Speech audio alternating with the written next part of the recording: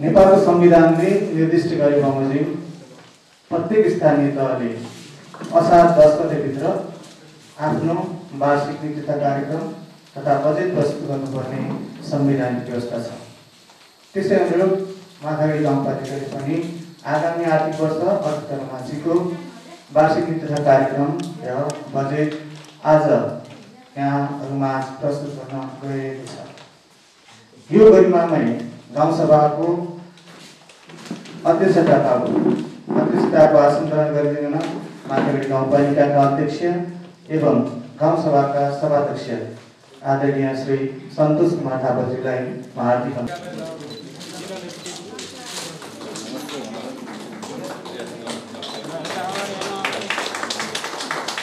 Birth सभासद राणाज्यू,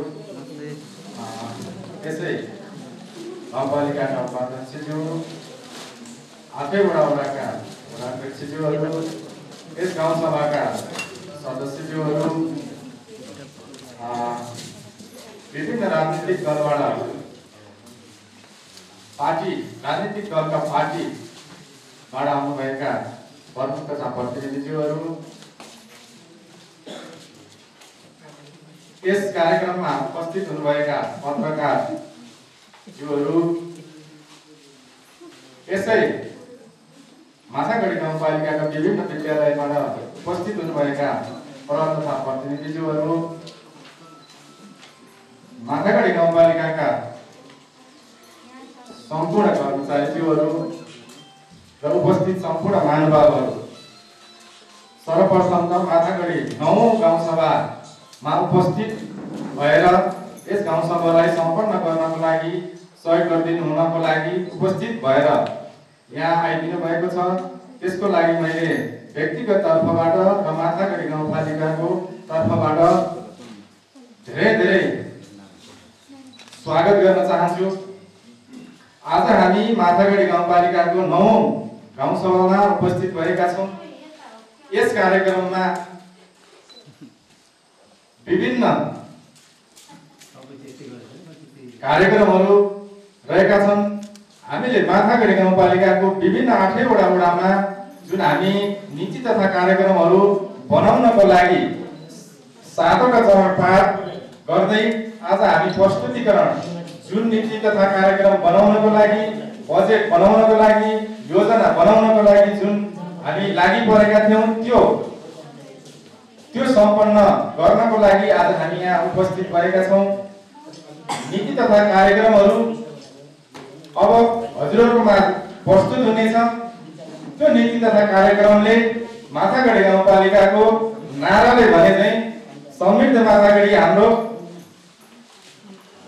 बनाउने इच्छा छ। त्यो इच्छा पूरा गर्नको लागि नीति तथा कार्यक्रम बनेर मात्र हुँदैन, त्यसलाई कार्यान्वयन गर्नको लागि सम्पूर्ण जनप्रतिनिधि र माथागढीका कर्मचारी, राजनीतिक दल र पत्रकार साथीहरू सम्पूर्ण लागेर नै यसलाई चाहिँ हामीले 1 वर्षको प्लानिङ योजनालाई हामी सफल बनाउन सक्छौं। त्यसको लागि हामी सम्पूर्ण जुट्ने छौं, अगाडि बढ्ने छौं, काम सम्पन्न गर्ने छौं। कारण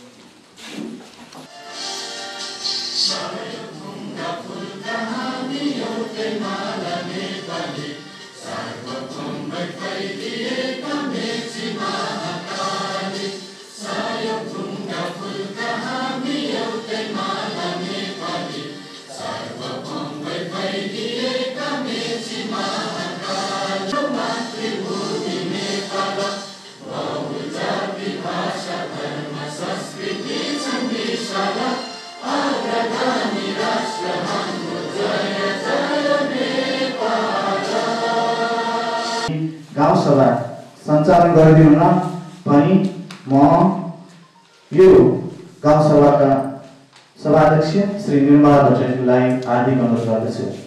लाग्ने कोभिड-19 महामारीको चपेटामा परिरहेको यस चुनौतीपूर्ण र असहज अवस्थामा आज यो गरिमामय माथागढी गाउँपालिकाको 9औं गाउँसभालाई सम्बोधन गर्दैछु। सङ्घीय लोकतान्त्रिक गणतन्त्र नेपालको संविधान 2072 को मूल मर्म र भावना बमोजिम सङ्घीय शासन पद्धतिको अवधारणा अनुरूप स्थापना भएको यस माटागढी गाउँपालिकाको 9औं गाउँसभा समक्ष आर्थिक वर्ष 2078-79 को वार्षिक नीति तथा कार्यक्रम प्रस्तुत गरिरहँदा गौरवको अनुभूति गरेको छु। सम्पूर्ण विश्वमै कोरोना भाइरस कोभिड-19 संक्रमणको महामारीको चपेटामा परिरहेको यस असहज र चुनौतीपूर्ण अवस्थामा माटागढी गाउँपालिकाको आर्थिक वर्ष 2078-79 को वार्षिक नीति तथा कार्यक्रम प्रस्तुत गरिरहँदा नेपालको भौगोलिक अखण्डता, राजनीतिक स्वतन्त्रता, लोकतन्त्र स्थापना, स्वाधीनता, स्वाभिमान रक्षा एवं सामाजिक सांस्कृतिक रूपान्तरणका आन्दोलनहरूमा देश र जनताका लागि जीवन उत्सर्ग गर्ने सम्पूर्ण शहीदहरूप्रति भावपूर्ण श्रद्धाञ्जली अर्पण गर्दछु। साथै ती आन्दोलनहरूलाई नेतृत्व गर्ने र उचाइमा पुर्याउने देशमा आमूल परिवर्तन ल्याउने अग्रजहरूप्रति सम्मान भाव प्रकट गर्दछु। माटागढी गाउँपालिकाको सामाजिक, आर्थिक, शैक्षिक, सांस्कृतिक र भौगोलिक विविधताका बीचबाट विकासका पूर्वाधार तयार गर्दै समुन्नत गाउँपालिका निर्माणका लागि सुरुवाती वर्षबाटै अल्पकालीन, मध्यकालीन र दीर्घकालीन सोच, नीति, आवधिक योजना र योजना बनाई हाम्रो माटागढी हाम्रो स्थान, समृद्ध माटागढी हाम्रो पहिचान बन्ने मूल वाक्यांशलाई हाम्रो मूल लक्ष्य बनाई यहाँ क्रियाशील राजनीतिक दल, स्थानीय समुदाय र स्थानीय सरकारको संयुक्त प्रयासमा स्थानीय स्रोत र साधनलाई उच्चतम प्रयोग गरी पूर्वाधार विकास तथा आन्तरिक सबलीकरणमा जोड दिँदै नागरिकको जीवनयापनमा मूल परिवर्तन ल्याउने हाम्रो मुख्य उद्देश्य रहेको जानकारी गराउँदछु। अनुशासित हुँदै सक्रियतापूर्वक सहयोग गर्ने सम्पूर्ण आमा बुबा दिदी तथा दाजुभाइहरूप्रति हार्दिक आभार व्यक्त गर्न चाहन्छु। यसको नियन्त्रण र रोकथाममा र उपचारको अग्रमोर्चामा खर्च हुने सम्पूर्ण जनकर्मी साथीहरू, राष्ट्रिय कर्मचारीहरू, स्वास्थ्यकर्मी, सुरक्षाकर्मी र व्यवस्थापन कार्यमा संलग्न सबैलाई धन्यवाद दिँदै प्रत्यक्ष र अप्रत्यक्ष रूपमा यस कार्यमा योगदान दिने सम्पूर्ण राजनीतिक दल, निजी क्षेत्र, सहकारी, सामुदायिक सङ्घ संस्था, सञ्चार क्षेत्र लगायत देश विदेशमा रहनुहुने सम्पूर्ण नागरिकहरूप्रति आभार व्यक्त गर्न चाहन्छु। साथै आगामी दिनमा पनि यस्तै एकबद्धता, सहकारी, धैर्यताका साथ महामारी विरुद्धको अभियानमा जुट्न सबैमा हार्दिक अनुरोध गर्न चाहन्छु। उपस्थित सभाका सदस्यज्यूहरू, अब म चालु आर्थिक वर्ष 2077-78 को नीति कार्यक्रम तथा बजेटको वार्षिक समीक्षा प्रस्तुत गर्ने अनुमति चाहन्छु र यसमा म जानकारी गराउन चाहन्छु।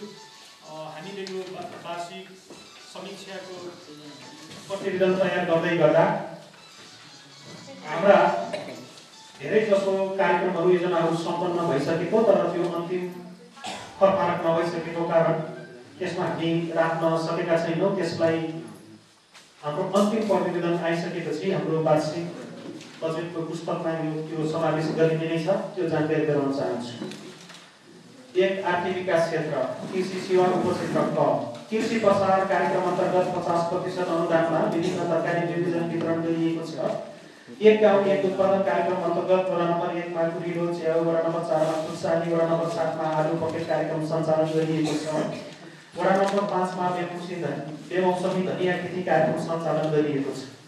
ख, पशु सेवा उपक्षेत्र, एक गाउँ एक उत्पादन कार्यक्रम अन्तर्गत पोषण सुधारको लागि कसैलीको 20 घर परिवारमा बङ्गुर पालन कार्यक्रम गरिएको छ। पशु पंक्षीको लागि औषधि खरिद र व्यवस्थापन कार्यक्रम सञ्चालन गरिएको छ। घाँस टोकी अनुदान कार्यक्रम अन्तर्गत हिउँदे, वर्षे र बहुवर्षे घाँस वितरण गर्ने कार्यक्रम गरिएको छ। नस्ल सुधार कार्यक्रम अन्तर्गत 10 जनालाई बोयर पोका तथा उन्नत जातको बङ्गुरको वितरण गरिएको छ। व्यावसायिक कुखुरा पालन कार्यक्रम अन्तर्गत लोकल कुखुराको चल्ला वितरण गरिएको छ। र वास्तव 20 घर परिवारमा व्यावसायिक बाख्रा पालन कार्यक्रम लागू गरिएको छ। रुप्सेका 42 घर परिवारमा बाख्रा पकेट कार्यक्रम सञ्चालन गरिएको छ। त्यसले वडा नम्बर 6 र वडा नम्बर 8 का 60 घर परिवारमा बाख्रा वितरण गरिएको छ। पर्यटन उपक्षेत्र, कौडेलीलाई पर्यटकीय क्षेत्रको रूपमा विकास गर्दै लगिएको छ। माटागढीलाई ऐतिहासिक र पर्यटकीय क्षेत्रका रूपमा विकास गर्न पूर्वाधार विकासको काम अगाडि बढाइएको छ। सामाजिक विकास क्षेत्र, शिक्षा उपक्षेत्र, कक्षा 1, 2, 3, 4, 6 र 7 को स्थानीय पाठ्यक्रम निर्माण गरी सफल कार्यान्वयन गरिनेका साथै कक्षा 1 र 6 को पाठ्यपुस्तक निर्माण गरी लागू गरिएको छ। चालु आर्थिक वर्षमा कक्षा 5 र कक्षा 8 को पाठ्यक्रम तथा कक्षा 2, 3, 4 र 7 को पाठ्यपुस्तक पनि निर्माण भएको छ। मातृभाषामा अध्ययन गर्ने विद्यार्थीहरूको लागि कक्षा 1, 2 र 3 को पाठ्यपुस्तक तयार गरिएको छ। गाउँपालिकाको पञ्चवर्षीय गाउँ शिक्षा योजना निर्माण भई हाल कार्यक्रममा ल्याइएको छ। गाउँपालिकाले नै प्रश्नपत्र बनाई स्तरीकृत पालिका स्तरीय कक्षा 1 देखि 10 सम्मको तेस्रो त्रैमासिक परीक्षा सञ्चालन गरिएको छ भने विषमताका बावजुद कक्षा 5 र कक्षा 8 को प्रत्यक्ष मूल्याङ्कन र आन्तरिक मूल्याङ्कन मोडेलमा परीक्षा वार्षिक मूल्याङ्कन सम्पन्न गरिएको छ। गाउँपालिका भित्रका 10 वटा विद्यालयहरूमा पुस्तकालय स्थापना गरिएको छ। प्रधानाध्यापकहरूलाई वार्षिक कार्ययोजना निर्माण तथा समसामयिक शैक्षिक विषय कार्यशाला सम्पन्न गरिएको छ। सौभाग्य माध्यमिक विद्यालय जिरीपानीमा इलेक्ट्रिकल इन्जिनियरिङ विषयमा प्राविधिक शिक्षाको कक्षाहरू सञ्चालन भएको छ। दिव्यज्योति महाविद्यालय नमुना विद्यालयको रूपमा भौतिक पूर्वाधार तथा शैक्षिक विकास गरिँदै लगिएको छ। बन्दाबन्दीको समयमा विद्यार्थीलाई पाठ्यक्रम आधारित सिकाइप्रति जागरुक बनाउन अभिभावकको सहयोगमा विद्यार्थीले गर्ने क्रिया कार्यक्रमको प्रकाशन र सफल कार्यान्वयन गरिएको छ। प्रत्येक विद्यालयका शिक्षकहरूलाई कार्यमूलक अनुसन्धानमा सहभागी गराई प्रकाशन समेत गरिएको छ। स्वास्थ्यको क्षेत्र विश्वव्यापी महामारीको रूपमा फैलिएको कोभिड-19 को रोकथाम र नियन्त्रणका लागि आवश्यक स्वास्थ्य सामग्रीहरूको प्रभावकारी व्यवस्थापन गरिएको छ। माथागढी 4 दिनमा कोभिड अस्थायी अस्पताल व्यवस्थापन गरिएको छ। संक्रमितहरूको उपचार निःशुल्क उपचार पनि गरिएको छ। संस्थागत सुत्केरी सुनिश्चितताका लागि संस्थागत सुत्केरी प्रोत्साहन कार्यक्रम सञ्चालन गरिएको छ। आमा सुरक्षा कार्यक्रमलाई प्रोत्साहन गर्न उपाध्यक्ष गर्भवतीलाई अन्न र घरमा हरियो झण्डा कार्यक्रम सञ्चालन गरिएको छ। सबै स्वास्थ्य संस्थामा जनस्वास्थ्य प्रयोगशाला र प्रशिक्षण सेन्टर स्थापना गरी सञ्चालन ल्याइएको छ। दीर्घ रोगका बिरामीहरूका लागि करिब 5 लाख बराबरको औषधि खरिद गरी निःशुल्क औषधि वितरणको व्यवस्था मिलाइएको छ। भौतिक सेन्टर विस्तार र आवश्यक कर्मचारी भर्ना गरिएको छ। उत्कृष्ट सेवा सम्पादन गर्ने स्वास्थ्यकर्मी, स्वास्थ्य संस्था र महिला स्वास्थ्य स्वयंसेविकालाई प्रोत्साहन गरिएको छ। जनस्वास्थ्य प्रयोगशालाका कर्मचारीहरूका लागि रिफ्रेसर तालिम सम्पन्न गरिएको छ। बर्थिङ सेन्टर यात्री तालिम सम्पन्न गरिएको छ। महिला स्वास्थ्य स्वयंसेविका प्रोत्साहन तथा यातायात खर्च प्रदान गरिएको छ। बिपी निबन्ध स्वास्थ्य बिमा कार्यक्रमलाई तदनुसारका साथ लागू गरिएको छ। घरमा शून्य सुत्केरी घोषणा गरी पुनः संस्थागत सुत्केरी घोषणा कार्यक्रम लागू गरिएको छ। खानेपानी तथा सरसफाइ उपक्षेत्र 45 वटा खानेपानी योजनाहरू सञ्चालन भइरहेकोमा 6 वटा सम्पन्न भएको छ र 30 वटा सम्पन्न हुने चरणमा रहेका छन्। बुढीकोट लिफ्टिङ खानेपानी योजना सम्पन्न हुने अवस्थामा छ। भुटुके लिफ्टिङ खानेपानी योजना र आवास लिफ्टिङ खानेपानी, पुरनपानी लिफ्टिङ खानेपानी लगायतका लिफ्टिङ खानेपानी योजनाहरू सम्पन्न हुने क्रममा रहेका छन्। संस्कृति, लैङ्गिक समानता तथा समावेशीकरण उपक्षेत्र गाउँपालिका क्षेत्रका विभिन्न सांस्कृतिक सम्पदाहरूको संरक्षण र सम्वर्धन गरिएको छ। गाउँपालिका स्तरीय मोहर दिवस कार्यक्रम सम्पन्न गरिएको छ। लैङ्गिक समानता तथा सामाजिक समावेशीकरण उपक्षेत्र लैङ्गिक हिंसा निवारण सम्बन्धी 16 दिने अभियान कार्यक्रम सम्पन्न गरिएको छ। आर्थिक रूपमा कमजोर भएका 68 जना अपाङ्गहरूलाई सिरक वितरण गरिएको छ। अन्तर्राष्ट्रिय नारी दिवसको कार्यक्रम सम्पन्न भएको छ। स्थानीय बागमती शासन कार्यक्रम अन्तर्गत सम्पूर्ण वडा र प्रधानाध्यापकहरूको अभिमुखीकरण कार्यक्रम सञ्चालन गरिएको छ। 28 जना अपाङ्गहरूलाई नयाँ अपाङ्गता परिचय पत्र वितरण गरिएको छ भने 24 जना ज्येष्ठ नागरिकहरूलाई नयाँ ज्येष्ठ नागरिक परिचय पत्र वितरण गरिएको छ। पूर्वाधार विकास क्षेत्र सडक तथा पुल उपक्षेत्र करिब 27 किलोमिटर नयाँ कच्ची सडक निर्माण तथा 23 किलोमिटर कच्ची सडकको स्तरोन्नति कार्य सम्पन्न गरिएको छ। 2 वटा पक्की पुल निर्माण सम्पन्न गरिनुका साथै 2 वटा शौचालय निर्माण कार्य सम्पन्न गरिएको छ। नाली तथा 3300 मिटर पक्की नाली तथा 26 किलोमिटर साधारण नाली निर्माण कार्य सम्पन्न गरिएको छ। झडिया रिङ रोड कालोपत्र गर्ने कार्य अगाडि बढेको छ। बाजुपुर स्वास्थ्य चौकीको काम सम्पन्न हुने अवस्थामा छ। वास्तविक झडिया रोडमा दुर्कीवास मोटर बाटोको काम अगाडि बढिरहेको छ। झडिया स्वास्थ्य चौकीलाई 15 सरियाको अस्पताल स्तरोन्नतिको काम सम्झौता भइसकेको छ। विभिन्न वडामा खानेपानी सिँचाइ र सडक निर्माणको काम तदारुकताका साथ अगाडि बढेको छ। चालू आर्थिक वर्षमा नयाँ ट्र्याक 24.5 किलोमिटर, स्तरोन्नति 34.85 किलोमिटर, ग्राभेल 16.5 किलोमिटर सडकको काम सम्पन्न गरिएको छ भने 86 मिटर बाटो ढलान गरिएको छ। भवन तथा शहरी विकास उपक्षेत्र 2वटा वास सुविधा सहितका शौचालय निर्माण गरिएको छ, 3वटा खेल मैदान, 2वटा मन्दिर, 5.25 किलोमिटर सिँचाइका लागि गृह निर्माण भएको छ। सुशील कोइराला मिनी सभा हाल निर्माण सम्पन्न भएको छ। 12वटा नयाँ भवन निर्माण कार्य सम्पन्न गरिएको छ भने 16वटा भवन मर्मत कार्य सम्पन्न भएको छ। सिँचाइ तथा खेल मैदानको छ 800 मिटर पुल निर्माण र 2.22 किलोमिटर पाइप मार्फत सिँचाइ सुविधा उपलब्ध गराइएको छ। 5वटा खेल मैदान निर्माण तथा स्तरोन्नति कार्य सम्पन्न गरिएको छ। वन वातावरण तथा विपद व्यवस्थापन क्षेत्र विपदमा परेका व्यक्तिहरूलाई पुनर्स्थापित गर्न आर्थिक सहायता उपलब्ध गराउनुका साथै सहयोग सामग्री वितरण गरिएको छ। पूर्वाधार विकासका कार्यहरू गर्दा वातावरणीय प्रभावलाई ध्यानमा राख्दै अगाडि बढाइएको छ। विपद व्यवस्थापन कोष तथा विपद व्यवस्थापन सम्बन्धी निर्माण गरी कार्यान्वयनमा ल्याइएको छ।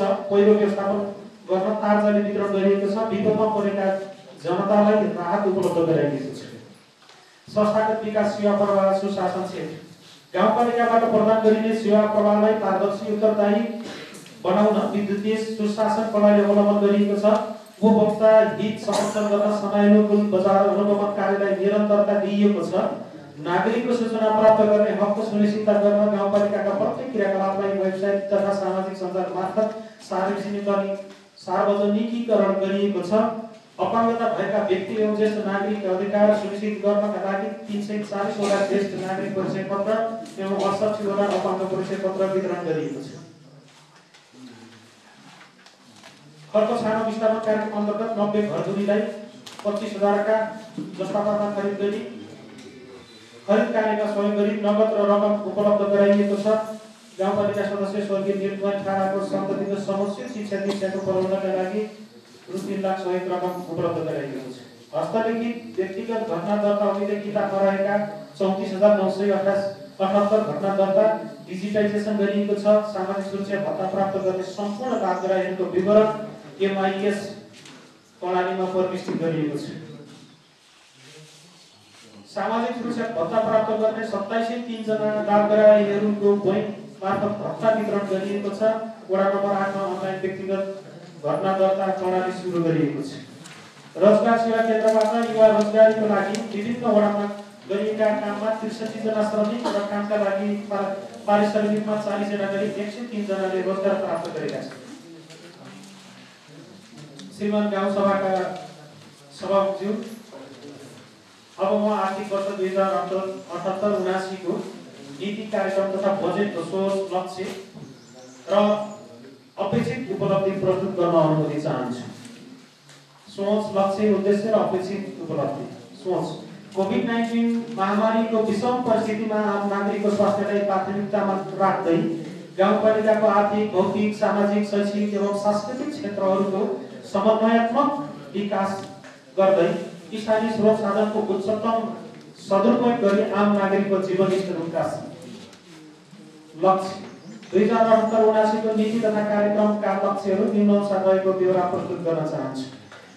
विश्वव्यापी रूपमा असर पारेको कोभिड-19 को संक्रमणलाई स्थिर बनाउन, रोकथाम तथा नियन्त्रणमा सफलता हासिल गर्ने लक्ष्यका साथ क्वारेन्टाइन निर्माण व्यवस्थापन गर्दै परीक्षण, आइसोलेसन र उपचारका लागि आवश्यक प्रबन्ध मिलाउने, हाम्रा नागरिकको रोग प्रतिरोधी क्षमता विकासमा जोड दिने, यसका साथै सँगसँगै संक्रमित नागरिकहरूको उपचार प्रबन्धन गर्ने, कोभिड-19 अस्पताल सञ्चालनलाई निरन्तरता दिने र सम्पूर्ण नागरिकलाई रोग प्रतिरोध गर्ने खोपको व्यवस्था गर्ने। माथागढी गाउँपालिका भित्रका नागरिकहरूलाई संविधान प्रदत्त मौलिक अधिकारहरू आधारभूत स्वास्थ्य, शिक्षा, खानेपानी, सूचनाको हक, सामाजिक सुरक्षा लगायतका मौलिक हकहरूमा पहुँच अभिवृद्धि गर्दै सुनिश्चिततातर्फ अग्रसर हुने, स्थानीय पूर्वाधारको विकास गर्दै व्यवसाय, कृषि, पशुपालन र अन्य वैकल्पिक प्रयोगबाट स्वरोजगारी सृजना गर्ने र उच्चतम भू उपयोग गर्ने। गाउँपालिका भित्रका स्थानीय कला, संस्कृति, परम्परा, धार्मिक, सांस्कृतिक, पर्यटकीय क्षेत्रहरूको पहिचान, संरक्षण, सम्वर्धन र प्रवर्धन गर्ने। स्थानीय सेवा प्रवाहको दक्षता र प्रभावकारिता बढाउने, सुशासनलाई सुनिश्चित गर्दै सेवा प्रवाहलाई जवाबदेही, सहभागितामूलक, छिटो, छरितो, सरल र सहज बनाउने, समाज परिवर्तन र विकासको साँचो शिक्षालाई मान्दै शैक्षिक गुणस्तर अभिवृद्धि गर्ने। उद्देश्य वातावरणीय प्रभावलाई ध्यानमा राख्दै आर्थिक र सामाजिक क्रियाकलापलाई सहभागितामूलक बनाई विदेशबाट फर्किएका र स्थानीय युवाहरूको रोजगार र स्वरोजगारको माध्यमबाट गरिबी न्यूनीकरण गर्दै माथागुरीलाई सामाजिक परिवर्तन सहितको आर्थिक सबलीकरण दिशातर्फ उन्मुख गराउने। अपेक्षित उपलब्धि 2078-79 को नीति तथा कार्यक्रमको अपेक्षित उपलब्धिहरू निम्नानुसार रहेका छन्। स्वास्थ्य चौकीमा प्रयोगशाला, बर्थिङ सेन्टर र निःशुल्क स्वास्थ्य परीक्षण तथा औषधि वितरणको व्यवस्था गरी आधारभूत सेवामा नागरिकको सहज पहुँच बढ्नेछ। एक गाउँ एक उत्पादन र व्यावसायिक कृषि प्रणालीको सुरुवात भई कृषिमा व्यावसायिकता र आधुनिकीकरणको सुरुवात हुनेछ। विभिन्न खानेपानी योजनाहरू समयमै सम्पन्न भई एक घर एक धाराको अभियान सफल भई स्वच्छ पिउने पानीको उपभोग गर्ने जनसङ्ख्यामा वृद्धि हुनेछ। सबैका लागि शिक्षाको नारा सार्थक हुँदै आवश्यकता र सहजताका आधारमा शिक्षाको तहगत पहुँच सुनिश्चित भएको हुनेछ। माथागुरी गाउँपालिकामा बालमैत्री स्थानीय शासनको सुनिश्चितताका लागि विभिन्न सूचकहरूमा उपलब्धि हासिल गरिएको हुनेछ। बालमैत्री विद्यालय स्थापना भई विद्यालयमा विद्यार्थी टिक्ने दरमा वृद्धि हुनेछ। कोभिड-19 को विश्वव्यापी महामारीको माथागुरी गाउँपालिकामा असर दिनु नपर्नेछ र प्रतिकूलताका बावजुद नागरिकको स्वास्थ्य तुलनात्मक रूपमा राम्रो हुनेछ।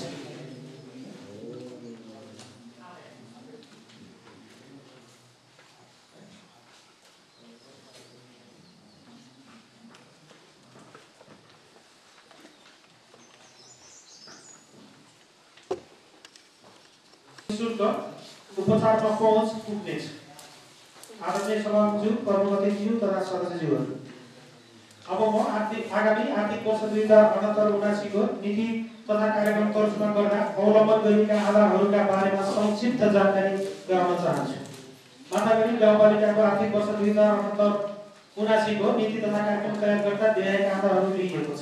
नेपालको संविधानको अनुसूची 8 र 9 मा लेखिएको बमोजिमका अधिकार सूची र मौलिक हकहरू, विद्यमान नियम तथा नियमहरू, स्थानीय सरकार सञ्चालन ऐन 2074, अन्तर सरकारी वित्त व्यवस्थापन ऐन 2074 र राष्ट्रिय प्राकृतिक स्रोत तथा वित्त आयोग ऐन 2074, नेपाल सरकार र लुम्बिनी प्रदेश सरकारका नीति, दीर्घकालीन सोच र आवधिक योजना, दिगो विकासका 17वटा लक्ष्यहरू, नेपाल सरकार र लुम्बिनी प्रदेश सरकारका मार्गदर्शकहरू, माथागुरी गाउँपालिकाका आवश्यकता, प्रमुख समस्या र समाधानका उपायहरू,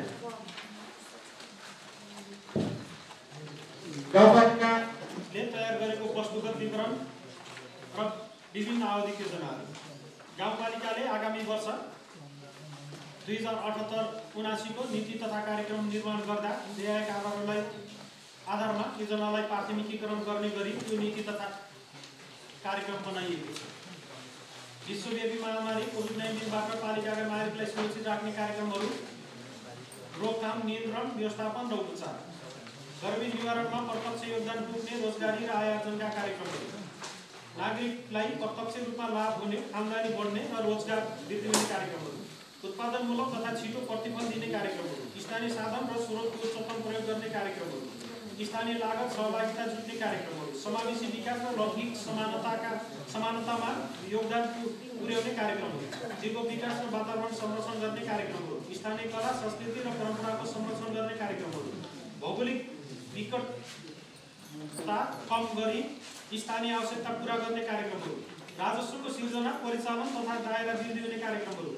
अब म गाउँपालिकाको आर्थिक वर्ष 2078-79 को क्षेत्रगत नीति तथा कार्यक्रम पेश गर्न अनुमति चाहन्छु। आर्थिक वर्ष 2078-79 को क्षेत्रगत नीति तथा कार्यक्रमहरू। कोभिड-19 रोकथाम तथा महामारी नियन्त्रण तथा उपचार। कोभिड-19 को महामारी रोकथाम र नियन्त्रणका लागि आवश्यक सचेतनामूलक कार्यक्रम सञ्चालन एवं स्वास्थ्य सामग्रीहरूको सहज र सरल आपूर्तिको व्यवस्था मिलाइनेछ। गाउँपालिकाका नागरिकहरूका लागि कोभिड-19बाट सुरक्षित गर्नका लागि एकमात्र उपाय खोपका लागि पहल गरिनेछ। कोभिड-19 को संक्रमण फैलिएका क्षेत्रबाट आएका व्यक्तिहरूलाई सेल्फ आइसोलेसन, होम क्वारेन्टाइन वा गाउँपालिकाले व्यवस्था गरेको क्वारेन्टाइनमा बस्ने प्रबन्ध मिलाई निश्चित समयपछि परीक्षण गर्ने व्यवस्था गरिनेछ। परीक्षणको दर र मात्रालाई फराकिलो बनाइनेछ।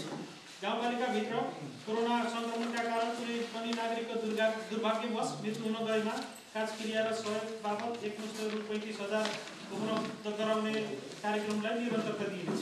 कोरोना संक्रमण पुष्टि भएका व्यक्तिहरूलाई समाजमा पुनर्स्थापित गर्न आवश्यक कार्यक्रमहरू सञ्चालन गरिनेछ। आर्थिक विकास क्षेत्र कृषि तथा पशुपालनलाई आधुनिकीकरण गर्न, व्यावसायिकीकरण र बजार व्यवस्थापन गर्न अथागढी कृषि तथा पशु उद्यमशीलता कार्यक्रम साझेदारीमा सञ्चालन गरिनेछ। कृषि प्रसार कार्यक्रम अन्तर्गत कृषकहरूलाई तरकारीमा आत्मनिर्भर साथै आधुनिक कृषि प्रविधिहरूको प्रसार गर्ने उद्देश्यले विभिन्न उन्नत तथा हाइब्रिड जातका तरकारी बिउ बिजन वितरणमा निरन्तरता दिइएको छ। खाद्यान्न उत्पादन र उत्पादकत्व वृद्धि साथै खाद्यान्नमा आत्मनिर्भर बनाउने उद्देश्यले धान, गहुँ र मकै बालीको बिउमा अनुदान दिइनेछ। एक गाउँ एक उत्पादन कार्यक्रमलाई निरन्तरता दिँदै मौरी पालन, मसला बाली समेतमा जोड दिइनेछ। उत्पादन र उत्पादकत्व वृद्धि, श्रम शक्तिको उचित मूल्याङ्कन, कृषि प्रविधिको बढ्दो प्रयोगलाई मध्यनजर गर्दै कृषि समूह, कृषि सहकारीलाई 50% आयान्त्रिकरण अनुदान दिने कार्यक्रमलाई निरन्तरता दिइनेछ। गाउँपालिकाभित्र उत्पादित कृषिजन्य उपजलाई खेर जान नदिई उचित मूल्यमा बजार व्यवस्थापनको लागि अनुदान कार्यक्रम सञ्चालन गरिनेछ। बागवानी विकास कार्यक्रमले लक्षित गर्दै उत्पादन योग्य बाँझो जग्गामा व्यावसायिक फुल तथा फलफुल खेतीको लागि विशेष जोड दिई फलफुल बिरुवामा अनुदान दिइनेछ। आधुनिक कृषि प्रविधि अन्तर्गत थोपा सिँचाइ, प्लास्टिक मल्चिङ जस्ता प्रविधिहरूको विस्तार र विकासको लागि अनुदान कार्यक्रम सञ्चालन गरिनेछ। अगुवा कृषकहरूको दक्षता अभिवृद्धि व्यवस्थापन समिति साथै अभिभावकलाई पुरस्कृत गर्ने व्यवस्था गरिनेछ। विषयगत शिक्षकलाई सिकाइ उपलब्धिका आधारमा जवाबदेही बनाइनेछ। उच्च शैक्षिक सफलता प्राप्त गर्ने सफल शिक्षकलाई प्रोत्साहित गरिनेछ। प्राथमिक तहको गुणस्तर सुदृढीकरण गर्न र विद्यार्थीहरूको वास्तविक सिकाइ उपलब्धि मापन गर्न कक्षा 5 तथा कक्षा 8 को यासी सरणै स्तरकृत वार्षिक परीक्षा सञ्चालन गरिनेछ भने विभिन्न त्रैमासिक परीक्षालाई पालिकाबाट सहजीकरण गरिनेछ। विद्यालय उमेर समूहका सबै बालबालिकालाई विद्यालयमा भर्ना गरी माथागढी गाउँपालिका भित्रका विद्यालय उमेरका सबै बालबालिकाहरू विद्यालय बाहिर नभएको सुनिश्चितता गरिनेछ। विद्यालयको शैक्षिक गुणस्तर अभिवृद्धि गर्न प्राध्यापकसँग कार्य सम्पादन सम्झौता गरिनेछ। आवश्यकता र प्राथमिकताका आधारमा विद्यालयहरूमा अभिभावक शिक्षा कार्यक्रम सञ्चालन गरी विद्यालयमा अभिभावकको सहभागिता बढाइनेछ। विद्यालय शिक्षक तथा कर्मचारीहरूको 5 लाखसम्मको दुर्घटना बिमा गरिनेछ। अभिभावकलाई विद्यालयको गुणस्तर अभिवृद्धिमा विद्यालयसँग सहकार्य गर्न उत्प्रेरित गर्ने उद्देश्यले कक्षामा शिक्षक विद्यालयमा अभिभावक कार्यक्रम सञ्चालन गरिनेछ। लगानीको संरक्षण गर्दै निजी तथा संस्थागत विद्यालयहरूको अनुगमन र नियमित गरी तिनलाई सेवामुखी बनाइनेछ। गाउँपालिकाका बालबालिकाका गुणस्तरीय शिक्षा खोजीका नाममा अन्यत्र जानुपर्ने अवस्थाको अन्त्य गरिनेछ। गाउँपालिकाले निर्माण गरी लागू गरिरहेको स्थानीय पाठ्यक्रमको कक्षा 1 देखि 8 सम्मका पाठ्यपुस्तक तयार गरिनेछ। साथै कक्षा 1, 2 र 3 का लागि मातृभाषाको पाठ्यपुस्तक प्रकाशन गर्ने कार्यलाई निरन्तरता दिइनेछ। भौगोलिक विकटता, घरदेखि टाढा विद्यालय रहेका कारण कक्षा छोड्ने समस्या समाधान गर्न विद्यालयमा विद्यार्थी टिकाइ राख्ने व्यवस्था गर्न आधारभूत दरका बालबालिकाका लागि दिवा खाजाको व्यवस्था गरिनेछ। गुणस्तरीय शिक्षाका लागि स्वस्थ विद्यार्थी कार्यक्रम अन्तर्गत विद्यालयहरूमा अर्धवार्षिक रूपमा विद्यार्थीहरूको स्वास्थ्य परीक्षण गर्ने व्यवस्था मिलाइनेछ। विद्यार्थीहरूलाई विद्यालयको स्तरअनुसारको पहुँच सुनिश्चित गर्न विद्यालय गाड्ने, सार्ने, नयाँ स्थापना गर्ने तथा थप वा घट गर्ने कार्य गरिनेछ। विद्यालय सञ्चालन गर्न कठिनाइ भोगिरहेका विद्यालयलाई आवश्यकताका आधारमा प्राथमिकीकरण गर्दै स्रोतको उपलब्धताको आधारमा अनुदानको व्यवस्था गरिनेछ। विद्यार्थीहरूलाई खेलकुदप्रति रुचि जगाई स्वस्थ अनुशासन र शारीरिक विकासका लागि गाउँपालिकाभित्रका विद्यालयहरू बीच विभिन्न अतिरिक्त क्रियाकलापका प्रतियोगिता सञ्चालन गरिनेछ। विद्यार्थीहरूलाई उत्कृष्ट शैक्षिक नतिजाका लागि अभिप्रेरित गर्ने उद्देश्यले कक्षा 12 एसईई, कक्षा 8 र कक्षा 5 गाउँपालिकाका विद्यालयहरूबाट उत्कृष्ट नतिजा हासिल गर्ने विद्यार्थी, विषयगत शिक्षक र विद्यालयहरूलाई पुरस्कृत गरिनेछ।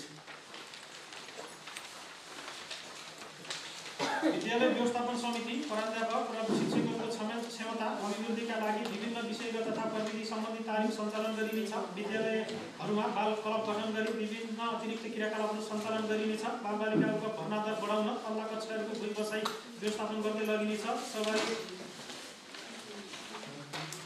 गाउँपालिकाका सबै माध्यमिक तहका विद्यार्थीहरूमा गुणस्तरीय विज्ञान प्रयोगशाला एवं स्मार्ट तथा कम्प्युटर ल्याब निर्माण तथा पुस्तकालय सञ्चालन हुने व्यवस्था मिलाइनेछ। विद्यालयहरूमा कम्तीमा प्रशासनिक कार्यका लागि कम्प्युटर र प्रिन्टरको व्यवस्था गर्दै जाने नीति लिइनेछ। गाउँपालिकामा शिक्षा सम्बन्धी कार्यक्रम सञ्चालन गर्न शिक्षाका कार्यक्रम सञ्चालन गर्न एक शिक्षा सभागारको व्यवस्थालाई निरन्तरता दिइनेछ। विद्यालयहरूलाई एकरूपताका लागि रङरोगन कार्यक्रम गरिनेछ। एक विद्यालय फुलबारी कार्यक्रम र विद्यालयको सहकारीको वातावरण मिलाइनेछ। वडा शैक्षिक सञ्जाल गठन गरी असल अभ्यासलाई एक अर्का विद्यालयमा लागू गर्ने व्यवस्था मिलाइनेछ। स्वास्थ्य उपक्षेत्र कुल 18 करोडको लागतमा ठेक्का सम्झौता भई निर्माण प्रारम्भ भएको 15 शय्याको अस्पताल झडिया स्वास्थ्य चौकीको स्तरोन्नति निर्माणलाई निरन्तरता दिइनेछ। गम्भीर रोगको उपचार खर्च अभाव हुन नदिन गाउँमै बसोबास गर्ने अति विपन्न 800 घर परिवारका 4000 जनाले 8 करोड बराबरको निःशुल्क उपचार पाउने गरी बिपी विपन्न स्वास्थ्य कार्यक्रमलाई निरन्तरता दिइनेछ। बिमितको नियमित नवीकरण हुने व्यवस्था मिलाइनेछ। एक वडा एक स्वास्थ्य प्रयोगशाला तथा एक वडा एक बर्थिङ सेन्टर कार्यक्रम अन्तर्गत हात्तीलुङ स्वास्थ्य चौकीमा प्रयोगशाला र बर्थिङ सेन्टर सञ्चालन गरिनेछ। कोभिड-19 अस्पताललाई एमबीबीएस चिकित्सक र प्रयोगशाला सहित सञ्चालन गरिनेछ। स्वास्थ्य चौकीमा रहेका प्रयोगशाला तथा बर्थिङ सेन्टरलाई व्यवस्थित गुणस्तरीय तथा निःशुल्क बनाइनेछ। 60 वर्षमाथिका वृद्ध र अशक्तहरूलाई घरमै नियमित स्वास्थ्य जाँच गर्न घर घरमा स्वास्थ्य कर्मी कार्यक्रमलाई निरन्तरता दिइनेछ। गाउँपालिकाका आफ्नै भवन नभएका स्वास्थ्य संस्थाहरूलाई जग्गा प्राप्तिको लागि पहल गरी जग्गा भएको ठाउँमा भवन निर्माणका लागि सम्बन्धित निकायमा पहल गरिनेछ। स्थानीय जडीबुटी आदिवासी ज्ञानलाई प्रबन्धन गर्न परम्परागत स्वास्थ्य उपचार विधिलाई व्यवस्थित गरिनेछ। प्रत्येक व्यक्तिले वर्षमा एक पटक स्वास्थ्य परीक्षण गर्ने, रोग पहिचान भएका व्यक्तिहरूको समयमै स्वास्थ्य उपचार गराउन सहजीकरण गर्नका लागि आवश्यक कार्यक्रमको तर्जुमा गरिनेछ। जोखिम र असुरक्षित तवरले घरमै सुत्केरी हुने अवस्थालाई अन्त्य गरी संस्थागत सुत्केरी सुनिश्चित गाउँपालिका घोषणा गर्न आवश्यक कार्यक्रम सञ्चालन गरिँदै लगिनेछ। संस्थागत सुत्केरी सुनिश्चितताको लागि स्वास्थ्य संस्था सुत्केरी प्रोत्साहन रकमलाई निरन्तरता गरिनेछ। महिलाको प्रजनन स्वास्थ्यको हकलाई सुनिश्चित गर्न उपाध्यक्ष आमा सुरक्षा, गर्भवतीलाई अन्डा र घरमा हरियो झण्डा कार्यक्रमलाई निरन्तरता प्रदान गरिनेछ।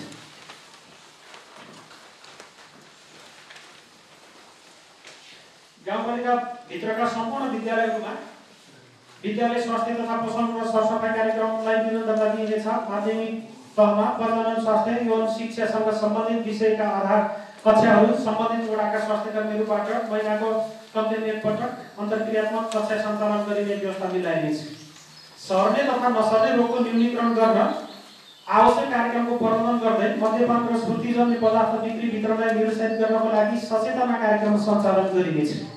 गाउँपालिका भित्रका सम्पूर्ण स्वास्थ्य संस्थाहरूमा आकस्मिक बिरामीहरूको लागि पेन्सन कोषको व्यवस्था मिलाइनेछ। प्रसुति सेवालाई व्यवस्थित तथा थप जिम्मेवारी बनाउन सुविधा सम्पन्न अस्पतालमा पेन्सन गर्नु परेमा लाग्ने एम्बुलेन्स खर्च गाउँपालिकाले बेहोर्ने व्यवस्था मिलाइनेछ। सबै स्वास्थ्य संस्थाहरूलाई स्वास्थ्य व्यवस्थापन सूचना प्रणालीमा समेट्नको लागि इन्टरनेटको व्यवस्था गरिनेछ। स्वास्थ्य संस्थाहरूबाट गरिने मासिक प्रतिवेदनलाई डिजिटाइजेसन गर्ने प्रबन्ध मिलाइनेछ। खोप सेवालाई प्रभावकारी र गुणस्तरीय रूपमा सञ्चालन गर्न आवश्यक उपकरणको व्यवस्था मिलाइनेछ। पूर्ण खोप सुनिश्चितताको लागि बालबालिकाहरूको विद्यालय भर्ना अभियानलाई बाल स्वास्थ्य कामलाई अनिवार्य गर्दै लगिनेछ। बालबालिकाहरूको नियमित वृद्धि अनुगमन सुनिश्चितताको लागि दलित बाल पोषण जस्ता सुविधामा बाल स्वास्थ्य कार्डको अनिवार्यता गरिँदै लगिनेछ। स्वास्थ्य संस्थाको फोहोर व्यवस्थापन गर्न पेसेन्ट र किटको व्यवस्था प्रत्येक स्वास्थ्य संस्थामा मिलाइनेछ। कर्मचारीको क्षमता वृद्धिका लागि आवश्यक तालिमहरूको व्यवस्था गरिन्छ। स्वास्थ्य संस्थामा कार्यरत स्थायी कर्मचारीहरूलाई यस लिए तालिम सञ्चालन गरिन्छ। प्रत्येक स्वास्थ्य संस्थामा स्वास्थ्य शिक्षा कर्महरूको समुचित व्यवस्था मिलाइनेछ। सेवाग्राहीको खोजी गर्न तथा सेवाको निरन्तरता प्रदान गर्न महिला स्वास्थ्य स्वयंसेविकाहरूको सहयोगमा मोबाइल स्वास्थ्य कार्यक्रम सञ्चालन गरिनेछ। त्यसका लागि महिला स्वास्थ्य स्वयंसेविकालाई मासिक रूपमा रु 200 संसार खर्च उपलब्ध गराइनेछ। महिला स्वास्थ्य स्वयंसेविकालाई उत्प्रेरित गर्न विभिन्न कार्यक्रमहरू सञ्चालन गरिनेछ।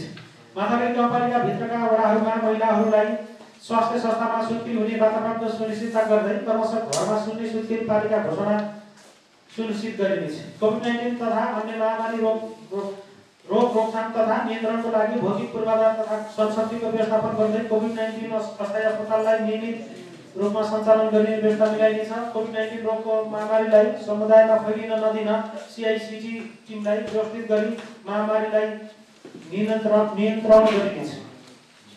कोभिड-19 संक्रमितहरूलाई माथागढी कोभिड अस्पतालमा निःशुल्क उपचारका लागि पहल गरिनेछ। विद्यालयहरूसँग समन्वय गरी विद्यार्थीहरूको वार्षिक रूपमा स्वास्थ्य परीक्षण कार्यक्रम मिलाइनेछ।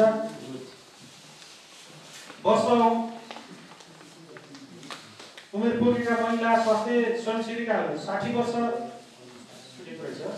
उमेर पुगेका महिला स्वास्थ्य स्वयंसेविकाहरू सेवाबाट सम्मानजनक विदाई भएमा गाउँपालिकाबाट थप सुविधा प्रदान गर्ने व्यवस्था गरिनेछ। हात्तीलुङ सामुदायिक स्वास्थ्य जसलाई स्वास्थ्य चौकीको रूपमा रूपान्तरण गरिएको छ। हात्तीलुङ स्वास्थ्य चौकी र कोभिड-19 अस्पतालमा प्रयोगशाला सञ्चालन गरिनेछ। हात्तीलुङ स्वास्थ्य चौकीमा पर्यटन सेन्टर सञ्चालन गरिनेछ। खानेपानी तथा सरसफाइ चिनीपानी आयुर्वेद औषधालयलाई व्यवस्थित गरिनेछ। माध्यमिक तहका विद्यालयहरूमा योग शिक्षा कार्यक्रम सञ्चालन गरिनेछ। गाउँको स्वास्थ्य क्लिनिक कार्यक्रमलाई निरन्तरता दिइनेछ। चिनीपानी र ढुसी दलित तथा आदिवासी जनजाति उपक्षेत्र माथागढी गाउँपालिका भित्रका दलित समुदायलाई सशक्तिकरण गरिनेछ र माथागढी गाउँपालिका वडा नम्बर 3 वडामा दलित समुदाय भवन निर्माण गरिनेछ।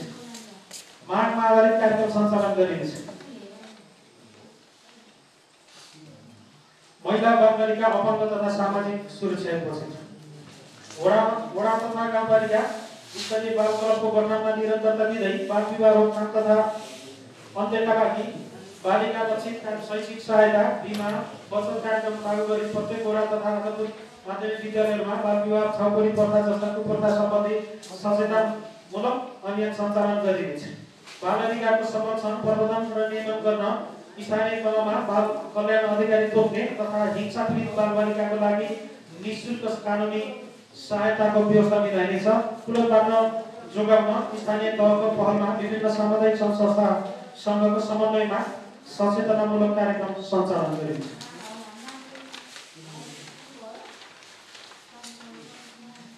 बाल क्लब तथा बाल क्लब सञ्चालनहरूको क्षमता विकास दर्ता नवीकरण तथा बालबालिकाको नेतृत्वमा विभिन्न कार्यक्रमहरू सञ्चालन गरिनेछ। भौतिक पूर्वाधार निर्माण गर्दा बालबालिका मैत्री तथा अपाङ्ग मैत्री जस्ता निर्माण गर्ने सबै वडाहरूमा बाल मैत्री खेल मैदान र पार्कको निर्माणमा पहल गरिनेछ। विभिन्न कारणले अपाङ्गता हुन पुगेका फरक क्षमता भएका व्यक्तिहरूलाई परिचय पत्रमा निरन्तरता दिँदै अपाङ्गता भएका कारण आर्थिक अवस्था कमजोर हुन पुगेका व्यक्तिहरूलाई पुनर्स्थापना तथा विभिन्न आधारमा सहयोग र स्वास्थ्य बिमामा निरन्तरता दिइनेछ। 60 वर्ष उमेर पुरा भएका ज्येष्ठ नागरिकहरूलाई ज्येष्ठ नागरिक परिचय पत्र वितरणमा निरन्तरता दिँदै पालिकासम्म आउन असमर्थ ज्येष्ठ नागरिकलाई सम्बन्धित वडामा नै गएर परिचय पत्र दिने व्यवस्था मिलाउनुका साथै आर्थिक अवस्था कमजोर भएका असहाय ज्येष्ठ नागरिकलाई पुनर्स्थापना तथा सहयोग र सम्मान कार्यक्रम सञ्चालनमा निरन्तरता दिइनेछ। माध्यमिक विद्यालयमा अध्ययन गर्ने बालबालिकाहरूलाई अनुभवसित पुस्ता हस्तान्तरण कार्यलाई निरन्तरता दिइनेछ। आर्थिक अवस्था कमजोर भएका तथा विद्यालय जानबाट वञ्चित रहेका किशोरीहरूको लागि सिपमूलक कार्यक्रम तथा सचेतनामूलक कार्यक्रम सञ्चालन गरिनेछ। आर्थिक तथा सामाजिक रूपमा पछि परेका महिला बालबालिका दलित अपाङ्गता भएका व्यक्ति ज्येष्ठ नागरिक अल्पसङ्ख्यक सीमान्तकृत समुदायको सामाजिक र आर्थिक उत्थान गरिनेछ। समाजमा रहेका कुरीति कुप्रथा लैङ्गिक हिंसा मानव देशविघटन तथा अवसर प्रसार विरुद्धको सचेतनामूलक कार्यक्रम 8वटै वडाहरूमा सञ्चालन गरिनेछ। माथागढी गाउँपालिकालाई बालमैत्री गाउँपालिका घोषणा गरिनेछ। माथागढी गाउँपालिकाभित्रका महिलाहरूको लागि लोकसेवा तथा शिक्षक सेवा आयोग तयारी कक्षा सञ्चालन गरिनेछ। एकल महिला अतिरिक्त महिलाहरूलाई माग आधारित कार्यक्रम सञ्चालन गरिनेछ। सडक तथा पुल उपक्षेत्र पूर्वाधार विकास क्षेत्र अन्तर्गत बहादुरपुर स्वास्थ्य चौकी बहादुरपुर वडा कार्यालय